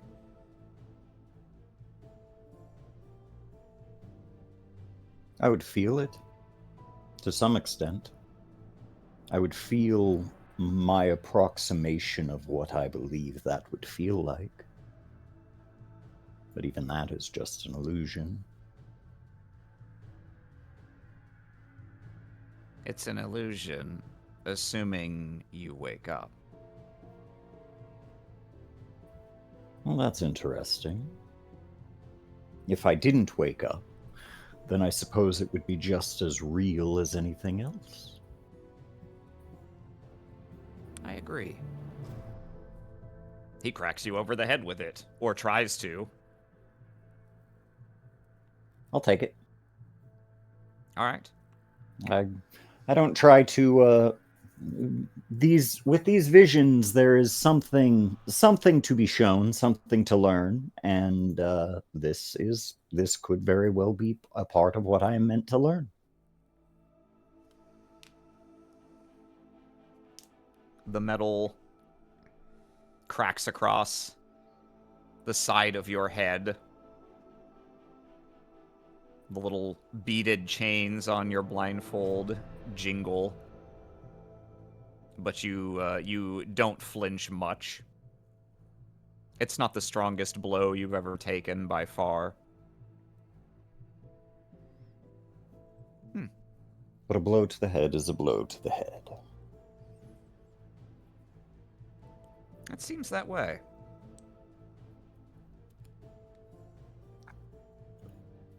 I wonder. Oh, brother. Yes.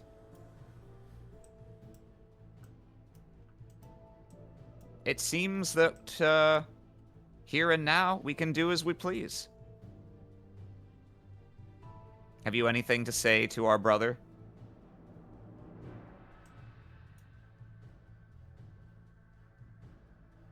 Orcus. That was all true, wasn't it? My murder. You watched me do it.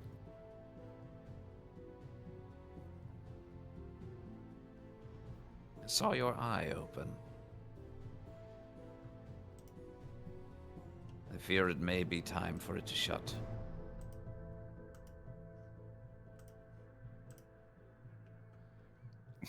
Pokes me. Ah! He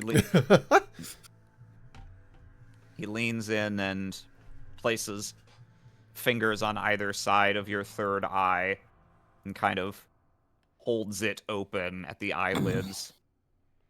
Nods to your other brother.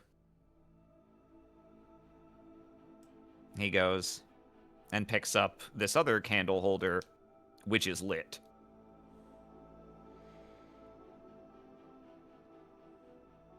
What say you, brother? How many seconds do you think before that eye shrivels and never opens again? There's only one way to find out.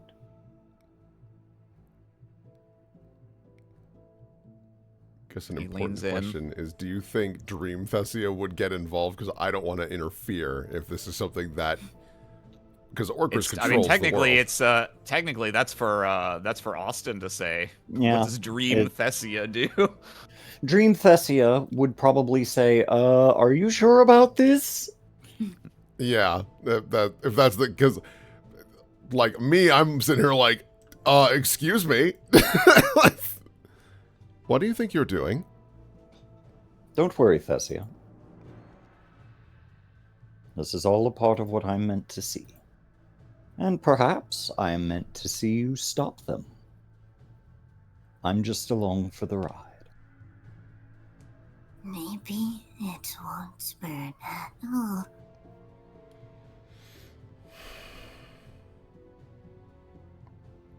Merely give the word.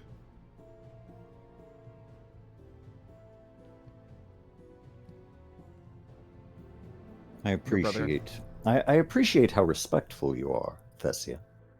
It's the least I can do.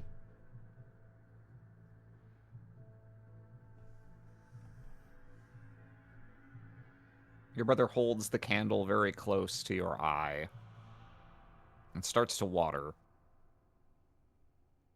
He doesn't press it all the way in.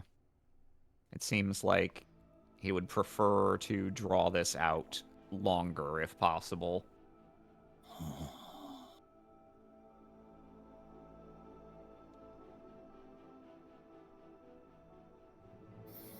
Your father's wife happens by, observes this spectacle briefly. You're wasting your time. This child has never once responded to physical discipline.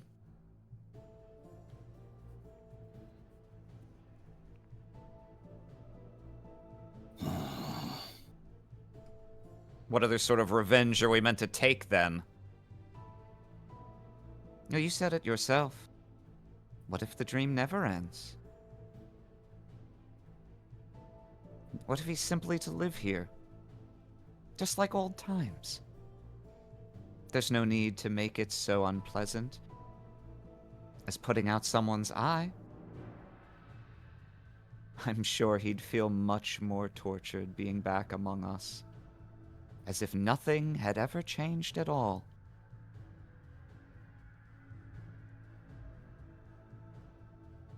It would be the exchange of one dream for another.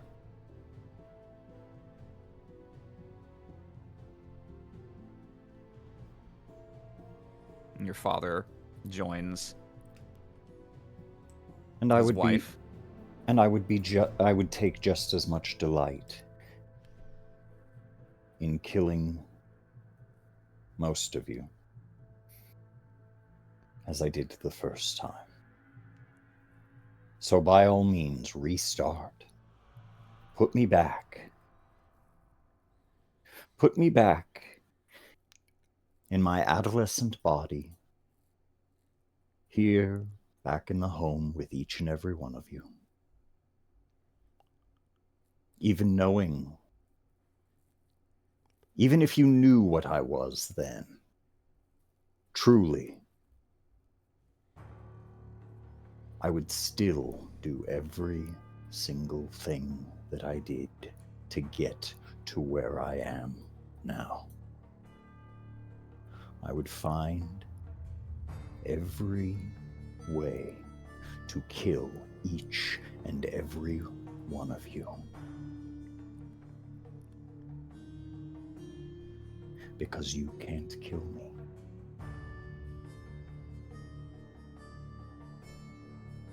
There is nothing you could do to stop me.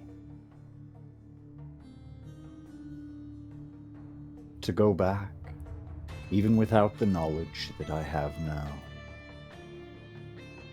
I was already well on my path to being here, to being where I was always meant to be.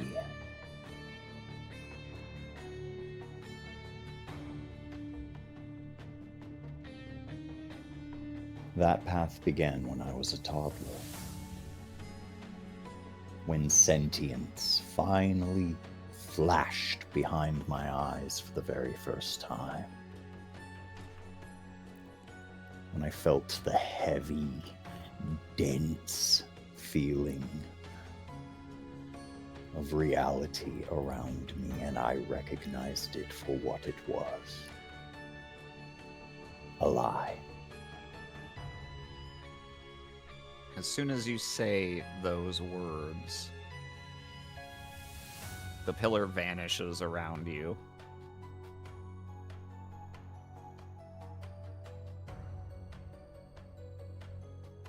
Here is reality. Here at its truest. You and the void.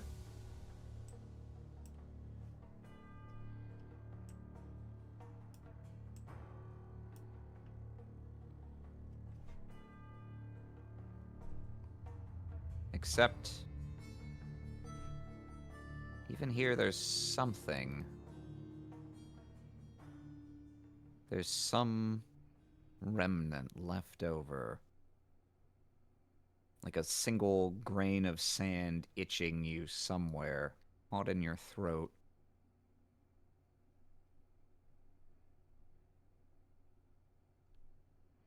Ahead of you,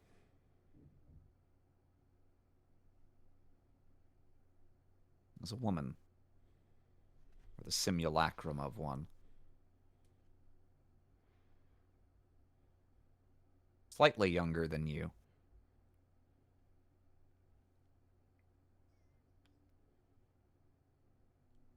A woman you've never seen before, yet who holds a deep familiarity.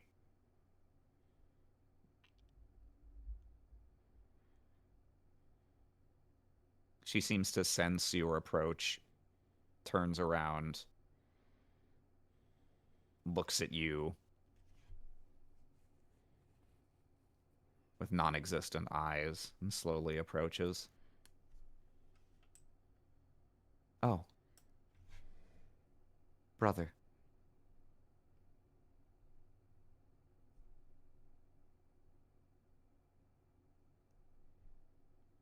I suppose this is our first and maybe only time meeting like this. Yes. She looks down at herself. A look at what could have been. Yes. What never was. This is what I would have looked like. Maybe. What you think of me, anyway. Take some solace that this is as real as you will have ever been.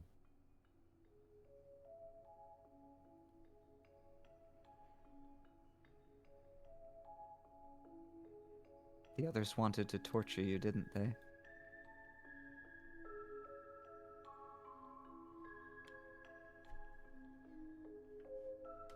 No, not really. If they did, they would have. But they can't. Correct. Perhaps no one can. It hasn't happened yet. She approaches and reaches out a hand to gently touch the side of your face.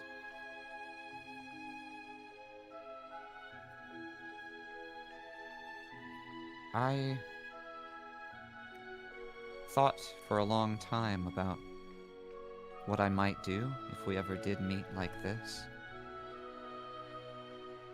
Have you?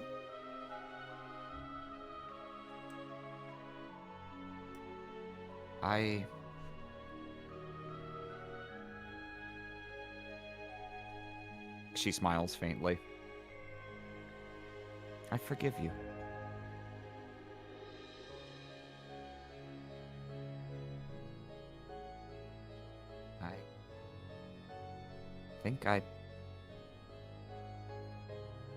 I think I pity you, to be honest.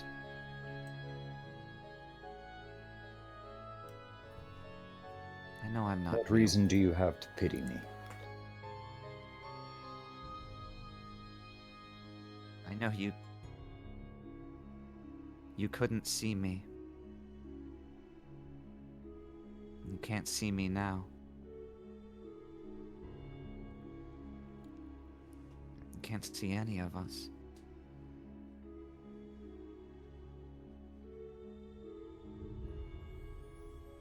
None of us are real in your world. You have to believe that. Some part of you, maybe the greater part, won't allow you to do otherwise.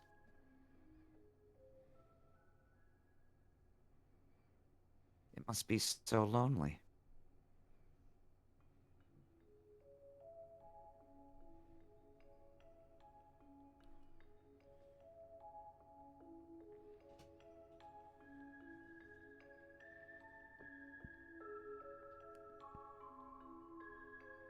Is that it?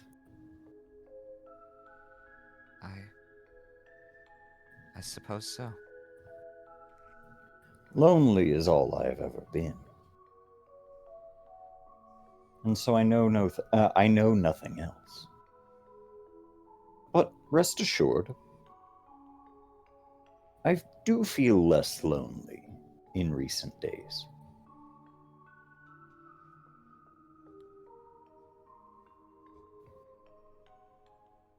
And I hate it.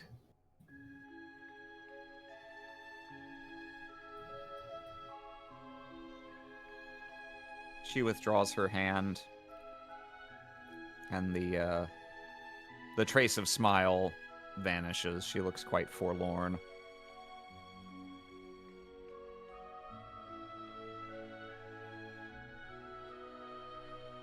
I miss when it was just mine. In truth. I suppose that is interesting, isn't it? If I truly missed when it was just mine, would I not go out of my way to kill those that I see as threats to what is mine?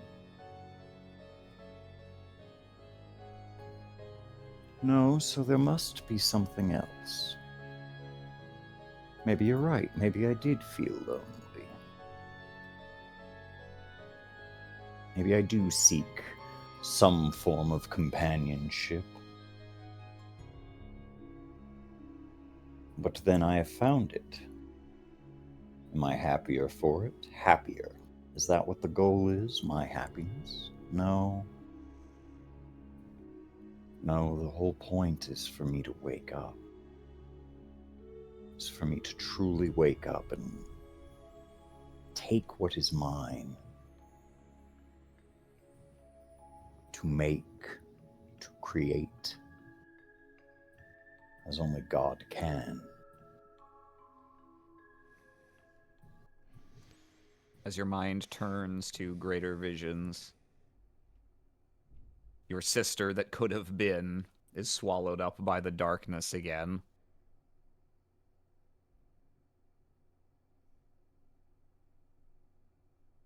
And just for a moment here,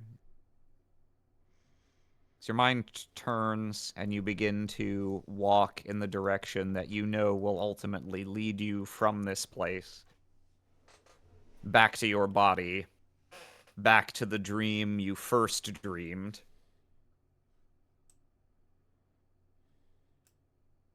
And you feel one more presence in this place. Not a ghost of the past. An intrusive thought of the present. Eyes from some far-off place. Observing you. Curious about you. Wondering if your mind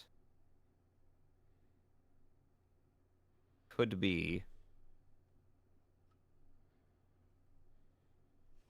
suited to purpose.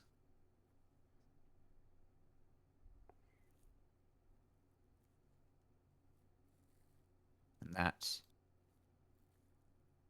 the audacity of this presence to think of you in such terms cracks across your mind, gives you a flash of anger, and in the next moment,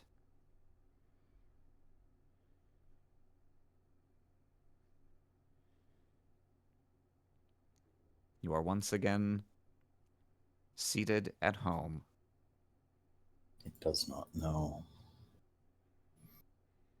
Not yet. But it will. It will.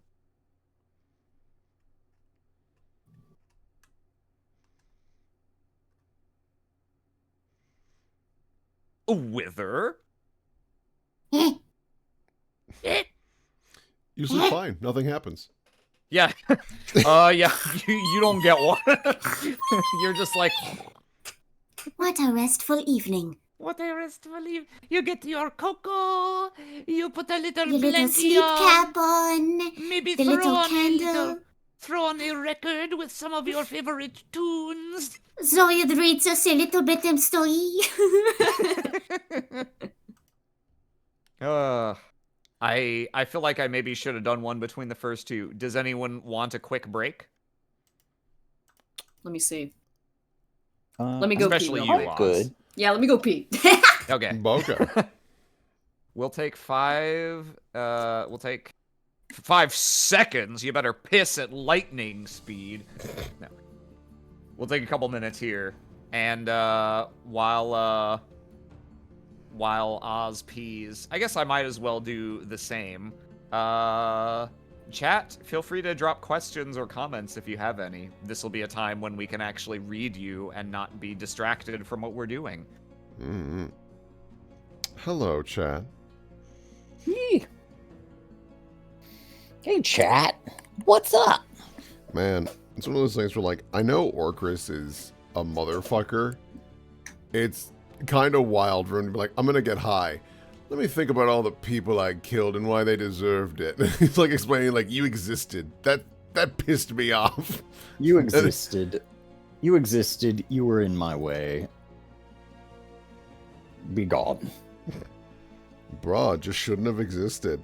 It was that easy. That was the part where you fucked up. How could you be so stupid? Would have been it would have been so much easier if you just didn't do that. That was the part where you fucked up, you see.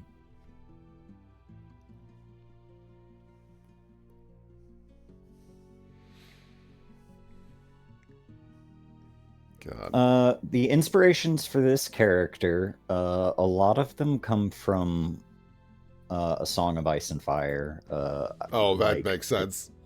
Yeah. Euron Greyjoy was probably the biggest one, but also like Ramsay Bolton. Just I just are we wanted talking to make, ingredients? yeah, I just wanted to make the most, like, we're doing evil game.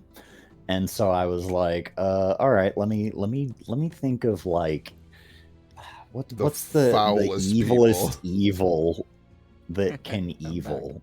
And we succeeded. It's man. Holding It's up Vial. man. Wow. Is it safe? I don't know. No. But it is stinky. Absolutely not. Keep it. But yeah, also keep it just stinky. the general philosophy behind solipsism was also like I was like, all right, so what's like the natural end point of solipsism? And so it was like, yeah, that's kind of like the most extreme form of that, is that, oh yeah, well, if I am the only thing that I can prove exists, then I must be God. Logical, of course. All right. Are we all ready to continue? Yeah. I believe so. All right. So, him.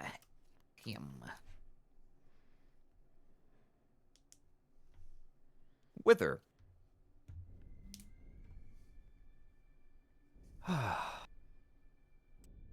night after the tribunal. Well, I suppose I'll ask. In general, how does Wither typically sleep and or dream? Twiceborn don't have to breathe, don't have to eat, but curiously do have to sleep, just like normies. But not all of them do it at normal hours or in normal ways. It seems to manifest differently for some of them. What is Wither's night? I think on a normal night, Wither had taken to a sense of routine, as they understand that for the most part, people go to bed and wake up at the same time every day. And that sense of routine helps make things steadier for the first living. And so I think they took that upon themselves to try and emulate it in hopes that it would give them some sense of normalcy, maybe a trigger to remind them of their past life. Doesn't happen every night, you know. Oops. Everyone's got their outta habits here, they Orcris. slip up on. And Think sometimes about you think about Orcris in the back of your Sometimes mind. you think That about really Orcris. keeps you up. Orcris, That really and keeps then you up. You're and like, then you're not, oh, you're not sleeping that night at all. You're really not. I think on this evening, a very normal and average person thing happened to them. They had a big day and they couldn't sleep. So they just wandered throughout the city, probably until like 3, 4 in the morning. Just wandering throughout alleyways, up staircases, past people's windows, no sense of regard for, property or anything like that. Quietly humming to themselves. Servitor probably flitting unseen behind them, but knowing they were there. And now with this new companion and the revelation of what happened at the courthouse, and the new layer of reality that seemed to have presented itself to the three of them, they really aren't sure what is and what isn't, what has been and what will be. It is a fugue state, and they don't remember going to sleep or where they went to sleep. But it must have happened at some point. It must have happened at some point, because at some point there was blackness. At some point there was nothing. For an unknowable amount of time. And the next thing that is you hear distantly the voice of a friend. Wither? Hey, Wither!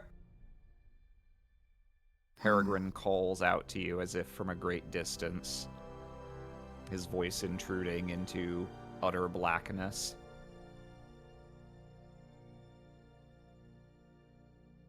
Are you over here?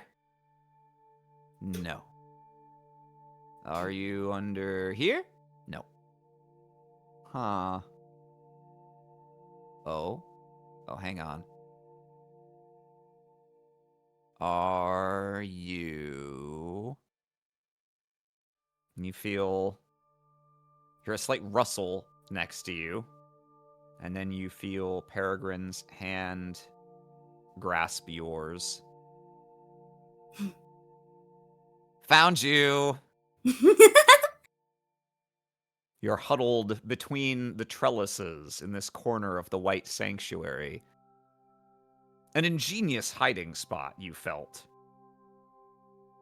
But eventually, it seems, he has indeed sought you successfully.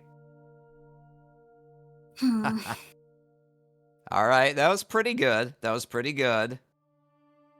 it only works once. I'm checking this place first next time. And now, he lightly taps your shoulder. You're it. Claps his hands together, stands up abruptly. All right, let's go. Okay, yeah, I got it. He bounds off and grabs the side of the staircase, swings himself around, and then bolts up the stairs and through the doors on the floor above. Find me if you can! 2, 3, 4, 5. On and on. On and on. How high does Wither count? Probably gives him to 60. Okay, so we're playing like old school like schoolyard rules. Hmm. Would he get mad at me if I only went to 60? When you play, I think typically he knows how fast you move. He knows how fast he moves. So all he really insists on is you can't watch him go. Once he's out of sight, all bets are off. 60 sounds fair. They crawl out from behind the trellis.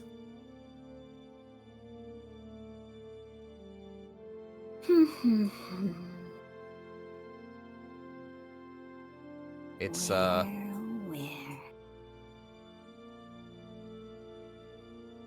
you're not sure what time of day it is right now. The White Sanctuary. It seems dark out still. So it must be early the next morning, perhaps? The lobby is deserted. Peregrine is always a ball of noise wherever he goes, but the echoes have long since faded. And the solemnity of this place has been restored. They briefly look up at this big statue here.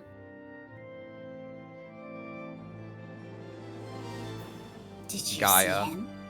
rendered in marble, ensconced in vines growing from her base, looks down at you in her motherly way, but she does not reveal to you the secret. You're never any help. You hear the doors up here open again, and a familiar click, click, click of a cane against the floor. As Zoiad, hunched over as usual, emerges, looks over his shoulder, kind of puts a hand up over his eyes as if he were staring into the sun or looking off at a great distance, shakes his head, looks to his side, and gives you a nod. Ah, Wither. I take it you're in the midst of another game.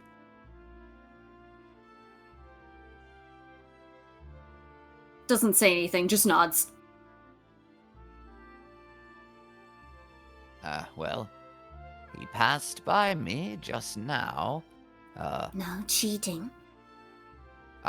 Of course, I shall respect the rules. He gives you a bow. How is Kind of he squints doing? at him a little bit. How is he doing, your friend?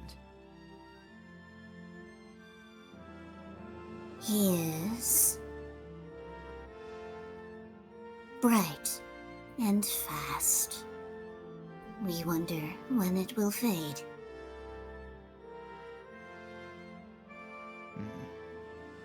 Perhaps it won't. Hmm. Unlike us on our first lives, us mere mortals, you can maintain at least the semblance of the vigor of youth through all your days.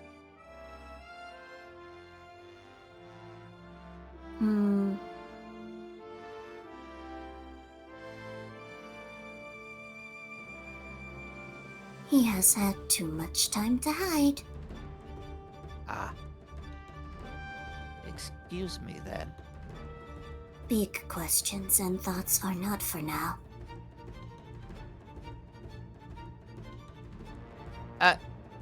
Just one thing before you go. Has he chosen a name yet?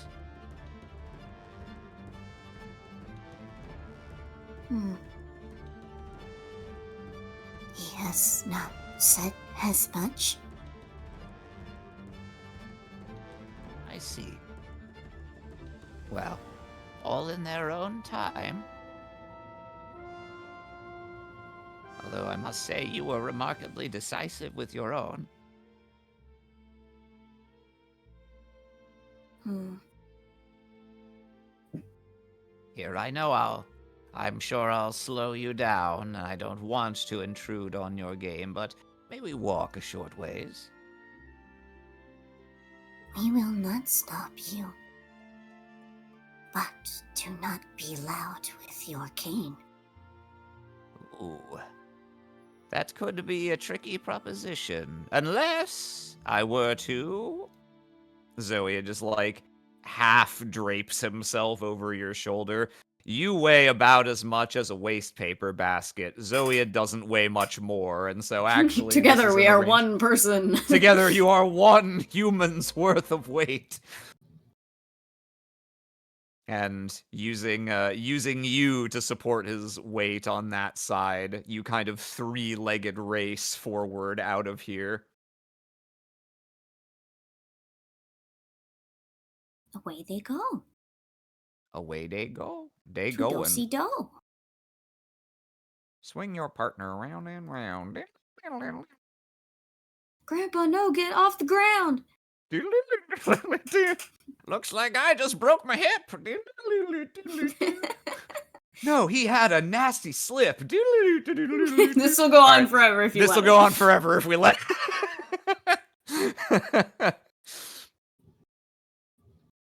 The two of you exit in search of your friend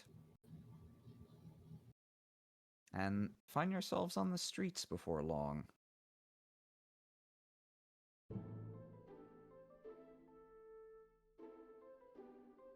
Zoe continues looking around as you walk.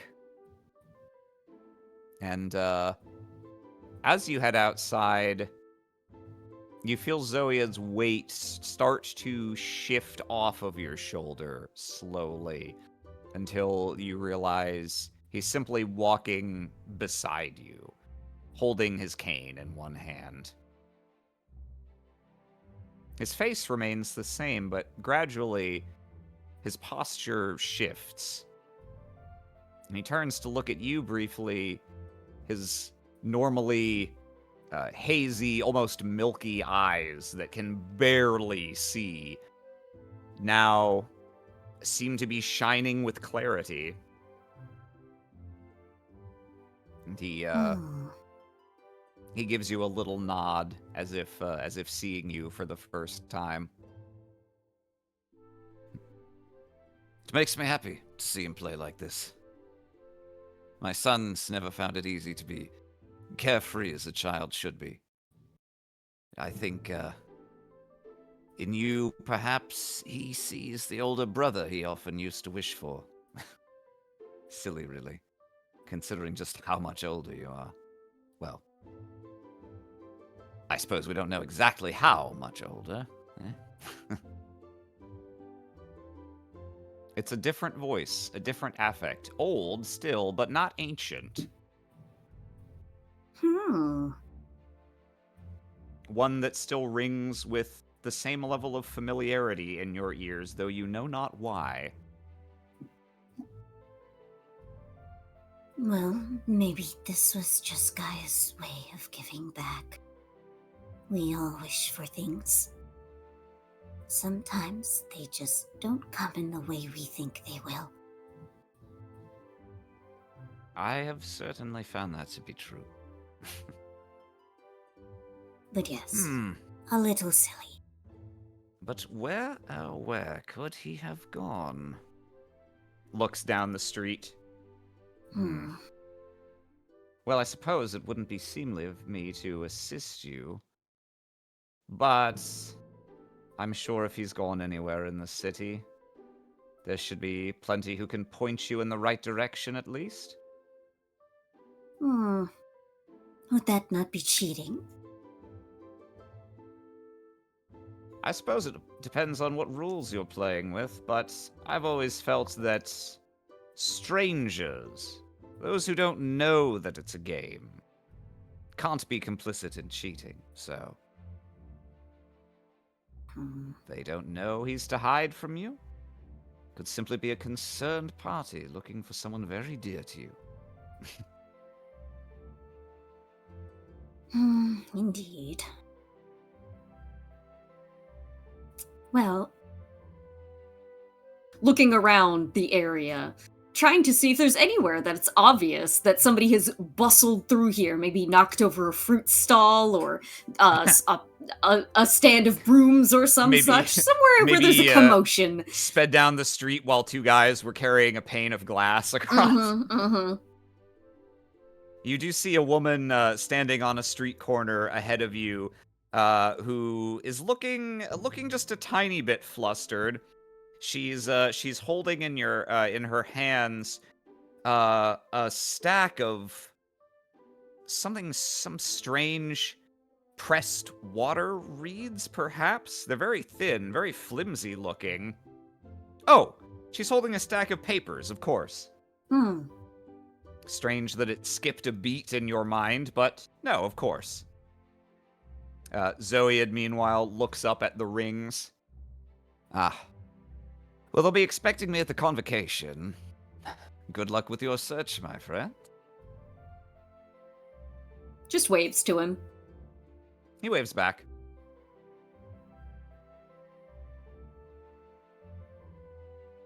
It points to the woman, kind of stops and starts. You look quite troubled. Oh. Greetings, my friend. She presses her palms together. Yes, I'm undergoing a bit of a struggle right now. I'm supposed to be reciting at the upcoming at the upcoming poetry event, but I'm suffering from some wicked writer's block at the moment, I'm afraid. Oh. You Does seem... Go ahead. getting out in the air usually help? From time to time. It's not helped much at the moment. The air's not terribly, well... she kind of gestures, and you can see a bit of mist has descended on the streets, and so the air is cold. The air is a bit wet. It's not exactly the most pleasant weather for being out and about on a stroll to clear one's mind. If I'm not careful, these papers will go. I'm sorry, I just started talking your ear off. Are you in need of something? In a way, yes. Today's a game of tag. A young man, about yay high, boundless energy. Yes, I think I know the lad you're speaking of. I'm sorry to... not to hold this secret hostage or anything, but you just... my friend, you have such a felicity with language. Would you mind, could we perhaps go line by line for a moment? Perhaps that will help the waters flow?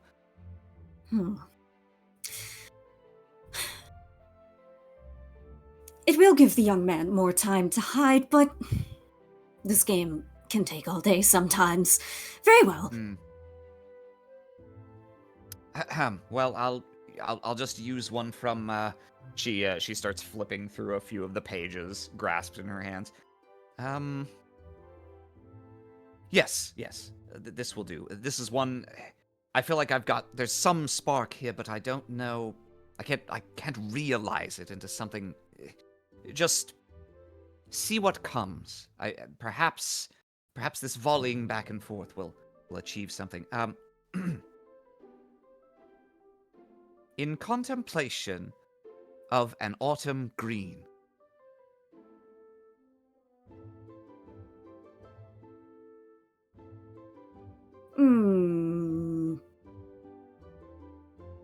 Oh, you expect a reply? Oh, yes, terribly. I just thought perhaps a bit of improvisation. I'm feeling Oh. stuck in my own head right now. I feel just one new idea Contemplation of injected. autumn Maybe green, could pick the lock. Contemplation of autumn green. Mayhaps as the ring turns, so do the leaves? The ring turns, so do the leaves. True enough. Can one rhyme? Well, doesn't have to rhyme precisely. There's something there. There's something there. In contemplation of an autumn green, as ring turns, so too do leaves. Waters carry the past away. I'm imagining the leaves, being washed away. Yes, down a current, yes. Yes.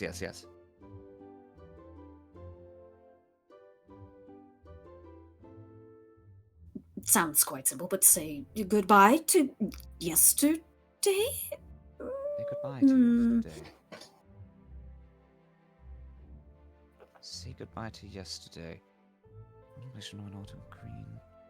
I think there's something there. She takes out a small quill pen with a bird talon tip, dips it in the small vial of ink hanging around her neck like a necklace, and begins scribbling on the paper. Yes, it's a starting point at least. That's what I need. Oh, she turns as two more figures come walking up the street. Thessia will give a friendly wave. Okay. What's the Witherverse version of Thessia and Orcris like? Thessia, you actually retract that friendly wave. It is a meek wave. It is small. You are trying to make yourself as small as you can in this street. And Orcris, you are wearing a big plastered smile. You're standing next to Thessia's side, almost like a butler. At the ready.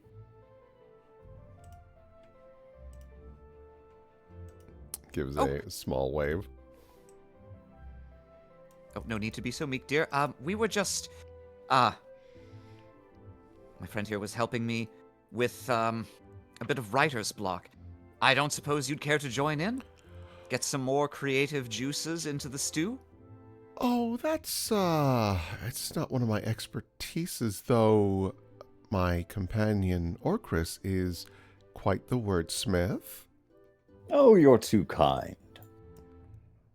I'm not really suited for creative endeavor, but I suppose I could give it a shot. Anything to help. Of course. Let's see. Got another one here. Where am I stuck the worst, I suppose? Ah! Yes, here we are. I spied a raven on yonder branch.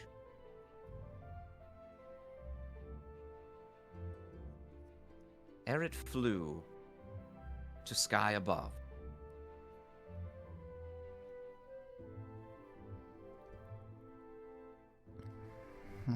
She looks at you expectantly. The night calls it home.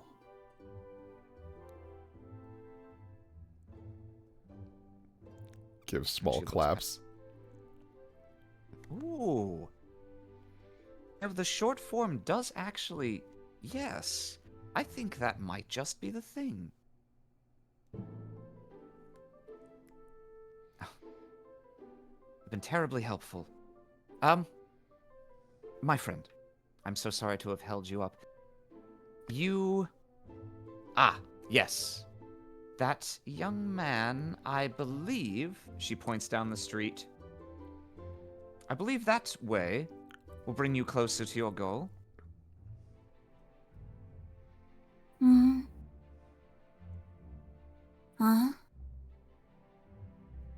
young man? Yes. We will go.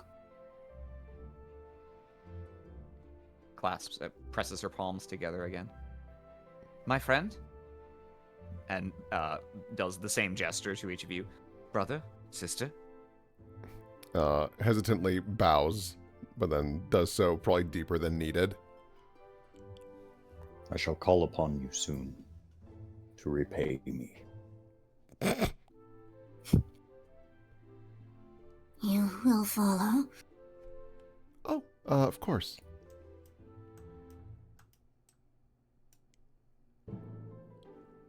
Down the street, the mists seem to get thicker. These aren't the ravenous, god-touched vapors of the stolen breath. This is simply a gray blanket draped on the earth. It gets, at times, as you walk down the streets, almost pea soup fog levels. You can barely see more than 10 feet in front of you. Thessia, emitting some faint green glow as she goes, is thankfully a useful lighthouse as you proceed along the street.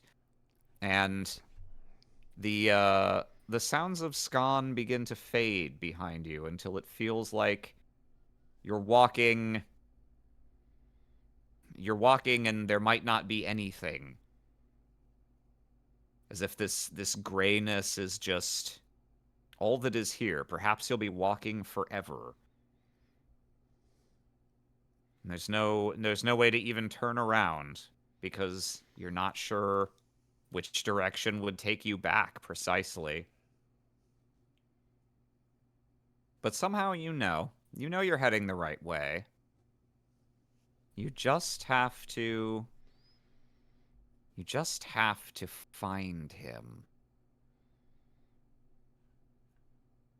And the fog begins to clear up ever so slightly. And as it does, the sound, the particular sound of, the particular absence of sound, the kind that accompanies like a snowy night when everything is hushed. Yes, the active hush slowly begins to fade and be replaced by sounds of faint, slowly lapping water, creaking of wood, the occasional bird song far above. Just getting some music. Hip, hip, hip, hip. Hip, hip, hip, hip. Cartoon seagull sound effects. Grah! Here we go. You follow one after the other.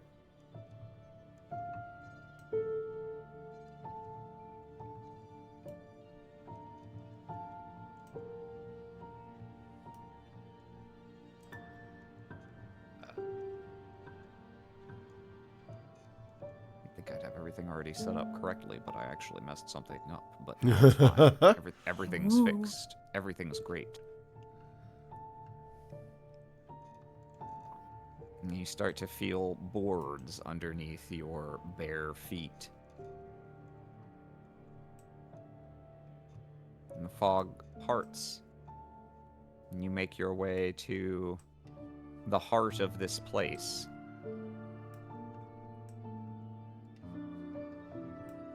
Green grass below. Water reeds.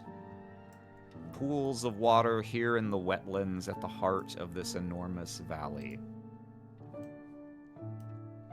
Chilling mist sweeping through. Kept out of warm wooden buildings where people make their homes. Here amid the trees. At the far horizon, the massive wall of intertwined trunks and roots that forms a perimeter safeguarding this place, this valley, from the whispers, the killing whispers of the outside world. They take a deep breath.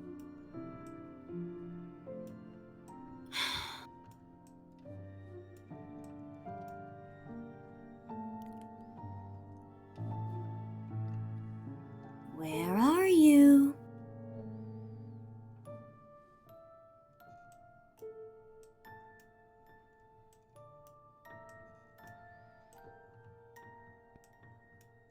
Where indeed? Someone Turns back to Thessia for a moment. Keep Yes. an eye and an ear out. This Of one's course. crafty. Who am I looking for precisely? Oh, you'll know when you see him. Is he dangerous? He likes to think he is.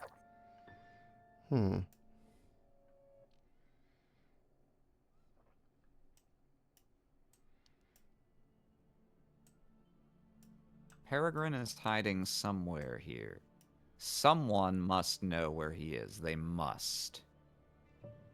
As you approach these two people standing in front of you who have the bearing of Skani, but somehow feel different to you in their presence. They were already speaking to one another as you approached, and as you do, they fall silent and exchange a glance, and then both repeat the woman's gesture from before. My friend, they say, nearly in unison. Friends, we are searching for someone. They exchange a glance again. Who might that be? A young man, about yay tall, horns on his head. Horns. A strange sight indeed, says the horned man. What say you? I've not seen anyone of that description. He looks around. Well, as long as it's not simply a figment of the mists, I'm sure you'll find him around here somewhere. I'm sorry that we couldn't be of more help. He kind of swallows. My friend. Brother? He puts a hand on, he takes this man's hand, and they walk and kind of shoot a glance over their shoulder at you as they go.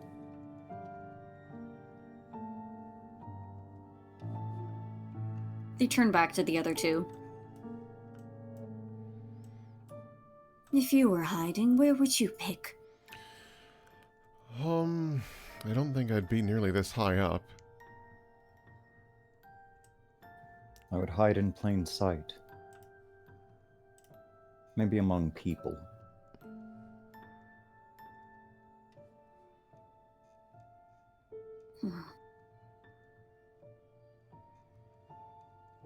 I mean, there's plenty of brush to use.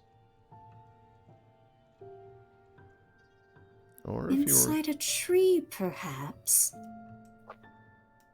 Or if you were feeling particularly bold, you could hide in the water. Can he swim?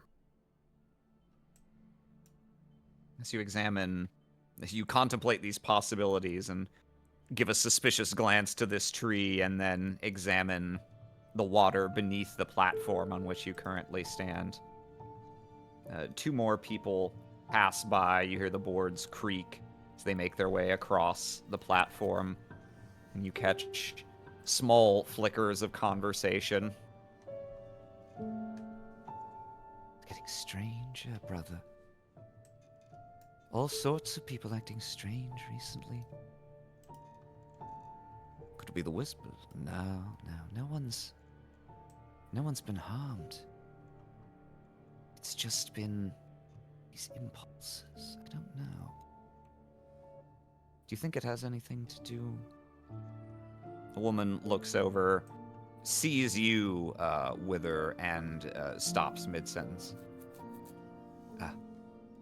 Gives a polite wave. Friend? Brother, let's...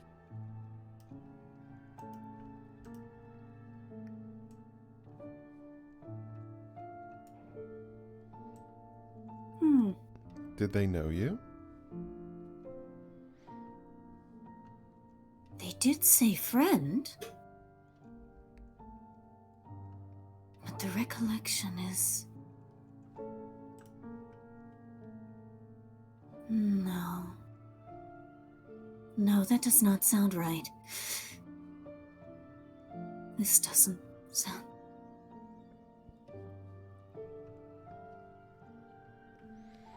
Where are you? Some urgency starts to creep into your mind at this point.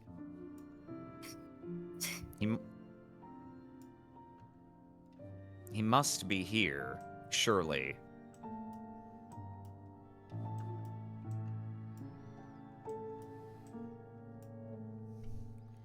What is this? You the outsider? What? Where is...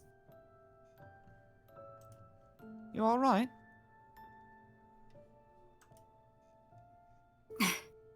One moment. Places a hand on this railing. Yes. A young man. Have you seen him come by here? Playing a game of tag, hide and seek.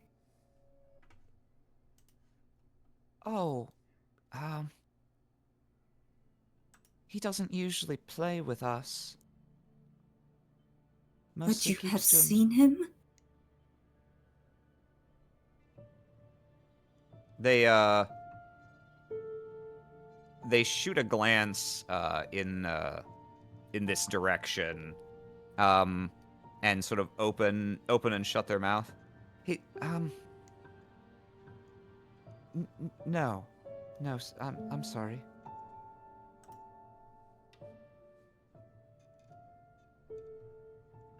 Kind of kneels down on this staircase. It is okay, child. It is all right. You can speak freely. I've been told to... I'm not sure how much I'm allowed to say to you is all.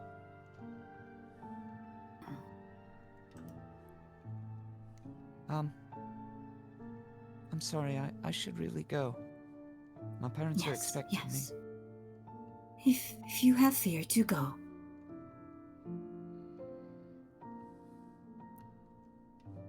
Looks at you again, runs off around this building.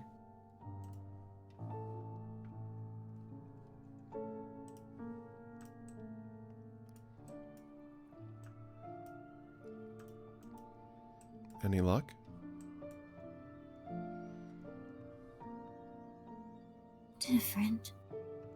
Different. Always different. In a good or bad way? The same way. Different in the same way. Different from everyone.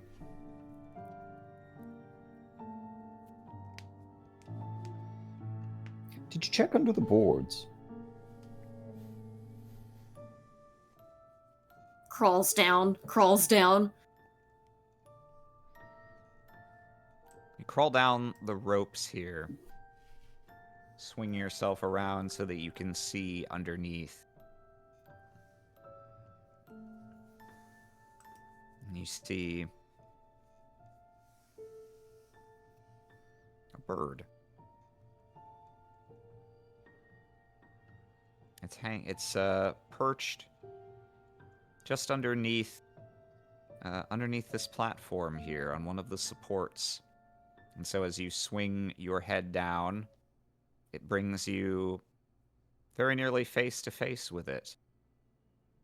It's a large, rather ugly black bird. A raven, perhaps?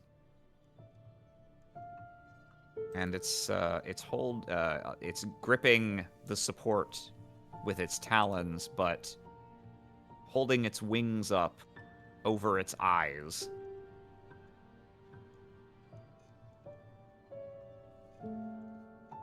You know this creature. This is the Glade Watcher. So it calls itself.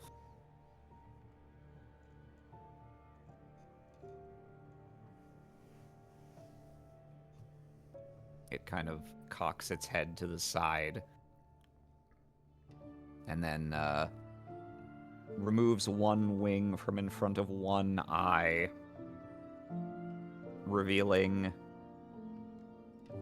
not the familiar black color of an eye that a bird like this would have, but instead one of a deep emerald void. And it casts that eye to look up past you toward the platforms over here where people are milling around. Oh, shit.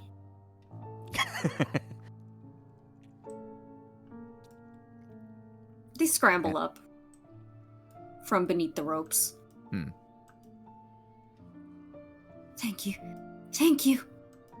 Of course. Excuse me.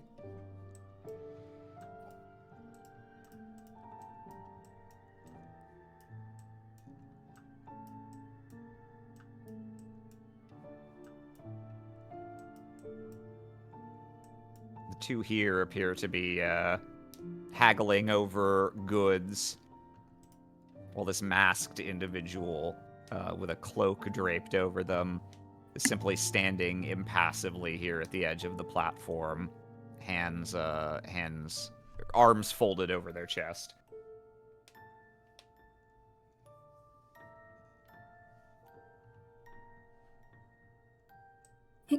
Excuse us, we are looking for a young man. He may have come this way. What has started as a game has become a slight bit fraught.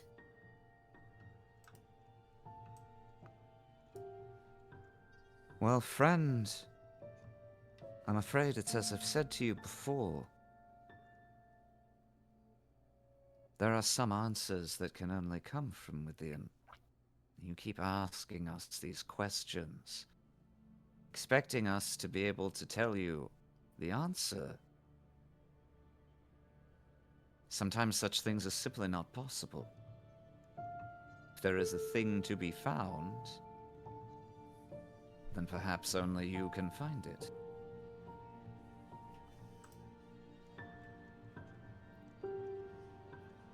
Indeed, it is as my brother says.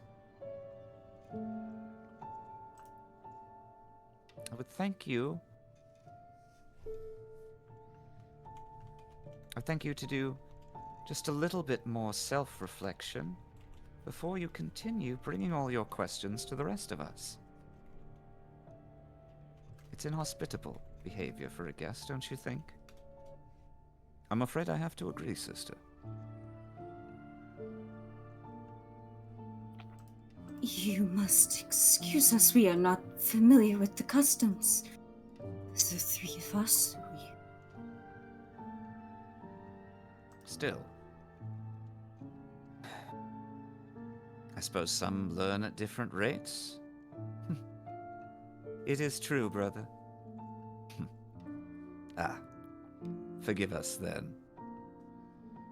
Did not mean to impose such a burden on one still so early in the search for their own truths.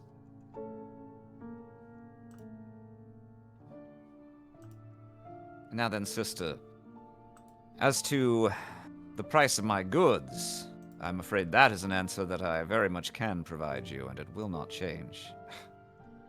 My brother... They immediately resume whatever conversation they were having before.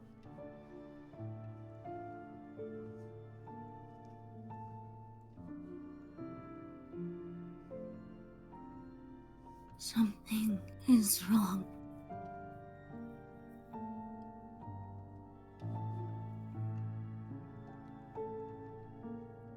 You two. This is wrong. Is it not?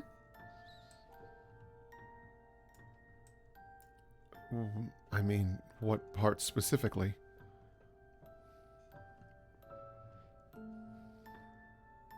Turned away.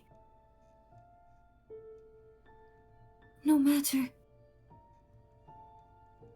No kindness, no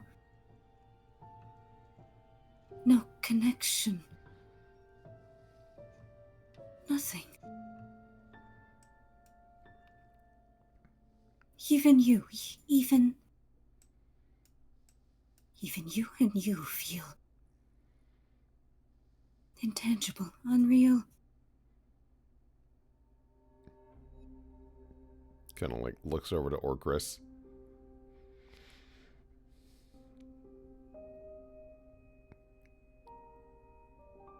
I think you just need to take a moment and breathe. Then we can continue your search for your friend. I'm sure he's fine. Breathe. Breathe. Yes.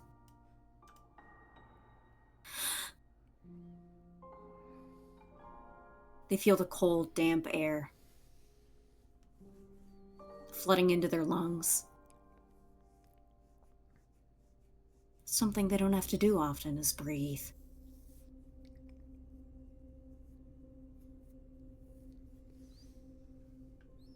You feel something else, too. Something lightly digging into your shoulder. Look to your side. The Glade Watcher perches there, flapping its wings once to steady itself before covering its eyes once again. Makes you want to know what they're all hiding, doesn't it? Ah, how frustrating to be led in circles.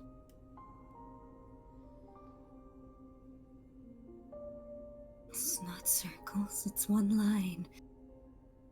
It's a line that keeps going inward. It's a spiral. It doesn't even.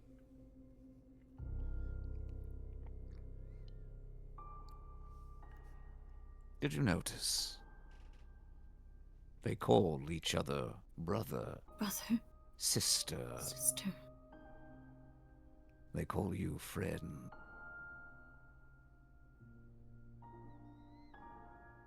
An outsider. Tolerated, yes, but forever and outside.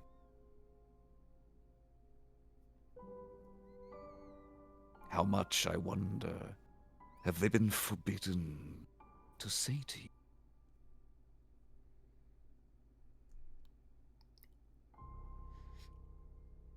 Even these two.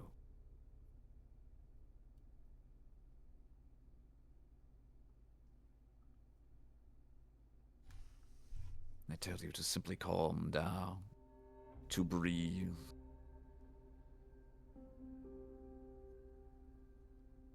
Yet every moment that you spend, he gets further away. The truth slips further and further from you. It's maddening, isn't it?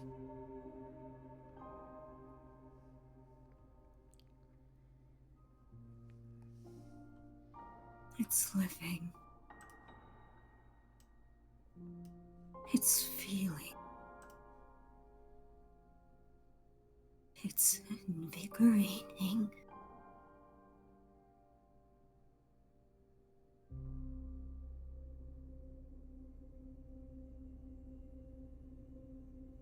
Where does one go?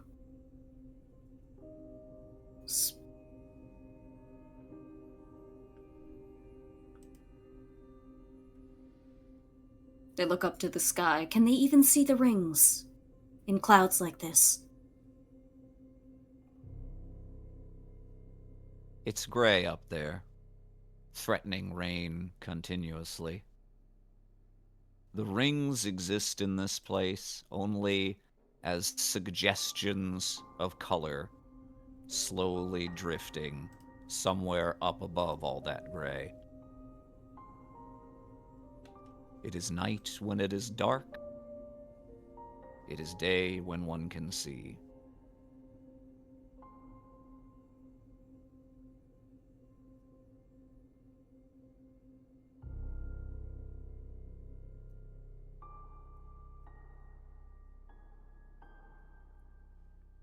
Don't know what to do.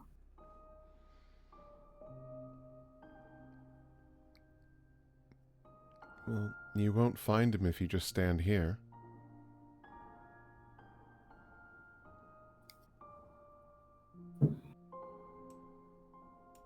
Slowly, slowly, they begin to move forward. This area seems so small. It's so cordoned off.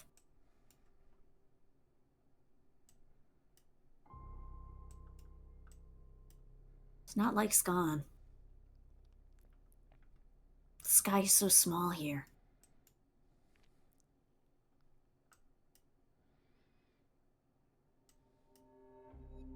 This man here grips your upper arm. Friend, do you know? Do you?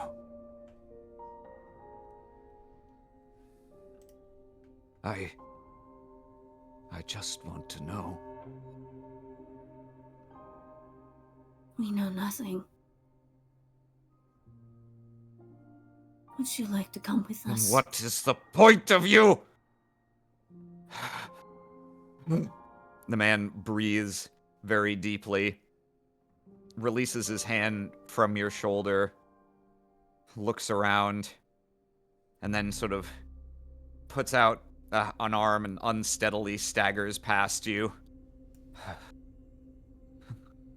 Looks around again.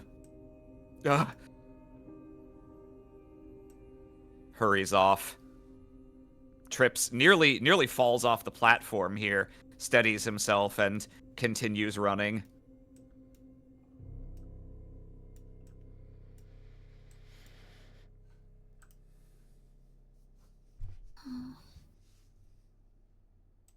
Are you all right? We believed we were for a moment. And now we are as we have been. You can see, and really feel with all of your senses. There's been a greenish aura. It is a light, but it's more than that. Suffusing this place. And it's been slowly intensifying as you've walked around. The Glade Watcher's eyes gleam with it as well. Lowers its wings and prepares to take off from your shoulder. Wait.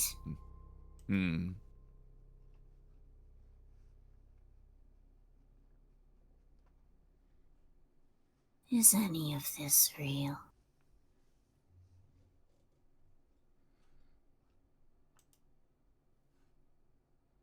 The creature furls its wings to its side. Orcus, that's relevant to my interests! The creature furls its wings at its side and meets your gaze for the first time with both of its emerald eyes. All this and so much more. I, for one, was never realer than in this moment. Ah, nostalgia, eh? Of course they didn't know. They didn't know what you wanted to know, but they knew so much. It was delectable.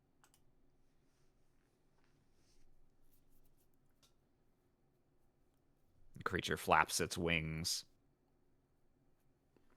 and flies up toward that gray cover above you.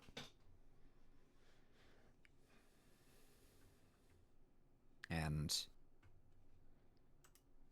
everything seems to begin sort of washing out, becoming indistinct as the mists start to reflect that green tinge until it's almost all you can see. The people, one by one, winking out around you. All save one.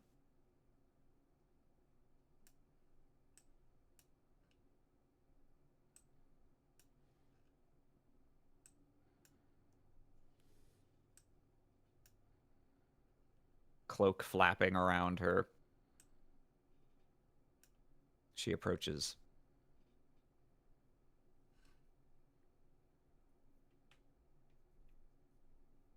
Figure stares at you for a long time until it seems like you're the only two things left in existence, just surrounded by this green haze.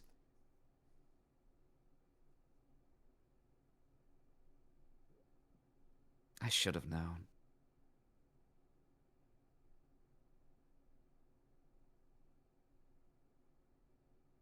What? You ask the question. It hangs in the air.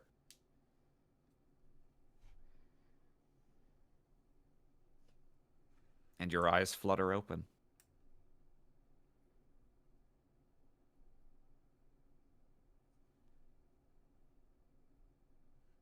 And we never get to know. Whoa. Shit, man. Am I the only Damn. one that had a safe dream? Like everything was Yeah. kind of fine? No, that was mine was good. What are you talking about? I guess, you know what? From Orcris's perspective, I suppose that was a pretty cool dream to just be like, I killed you. It was I normal. killed you. This was the dream I asked for. That's true. Well, this let me do some funny things. Thank you all for indulging me in a little bit of tomfoolery. I'm sure this is all going to be really funny in about 4 years. Yeah. Well, thank you for running that. Yeah. And I do want to also just say again, thanks everyone who came out to watch tonight. And the normal episodes are going to resume. They're going to be on Thursdays at 6 p.m. Eastern, weekly, starting next week. Woohoo! Whoa. Or excuse me, they are going to be Wednesday. We play on Thursdays Wednesdays. off stream. I misspoke. They will be at the same time as this one was. Wednesday evenings. I was Get 'em like, while they're hot. Thursday. That's interesting. I didn't That's- know that. yeah, When are we going to interesting, film? Interesting fuck up there. And yeah, would love to see you. We would love to welcome you back. If you haven't seen Beginning of the End up to this point at all, it's all on the Stabbiness YouTube. You can catch up. There's not that many episodes in the first little arc. So if you'd like to be current for the new episodes that are coming out. Can you give Not us too a zero context spoiler quote or idea of what might be coming? Oh, I can give you so much more than that. Oh. In the next week, I'll be I intend to be dropping a teaser of the upcoming arc that's got lots of fun little tidbits in typical teaser format, shorn of context and just there to grab your attention, and not to inform. But I'll tell you this. I'll tell you the last line of GM narrated dialogue from the most recent session, which may be where we end that arc. It's either going to be that or at a slightly different point. But yes, the last thing I narrated, you have ruined her. Oh yeah. Yup. That sure did happen. Hooray! Hooray! Yay! Woohoo! I hope you enjoy my little evil campaign. Whoa. And hope to see you back. Hope to see you back sometime. There's also a Patreon if you're interested in extra bonus content. Whoa! There was almost a hiccup, but wasn't quite. It got shy at the last second. It was like, nah, I don't wanna. I don't want to do it in stream. I have a Patreon for primarily this series, for my creative works in general. Bunches of icons, concept art, maps, bonus episodes. There's a whole bunch of cool stuff on there, lore, everything you could want. If you're interested in the series, that's kind of your one-stop shop. It's got all the VODs posted there as well. So check it out if you're interested. Aram is very thorough with world building. I do encourage it. Oh yeah. And I think that's gonna cover us for tonight. Great to be back, and we'll see you back for our normally scheduled sessions starting next week. Yeah. And for now, have a good evening, everyone. Say goodbye to chat. Yeah. And live in the present, as we can now do for real, once. for Oh real, my goodness. goodbye. For real, for real. Goodbye. Toodles.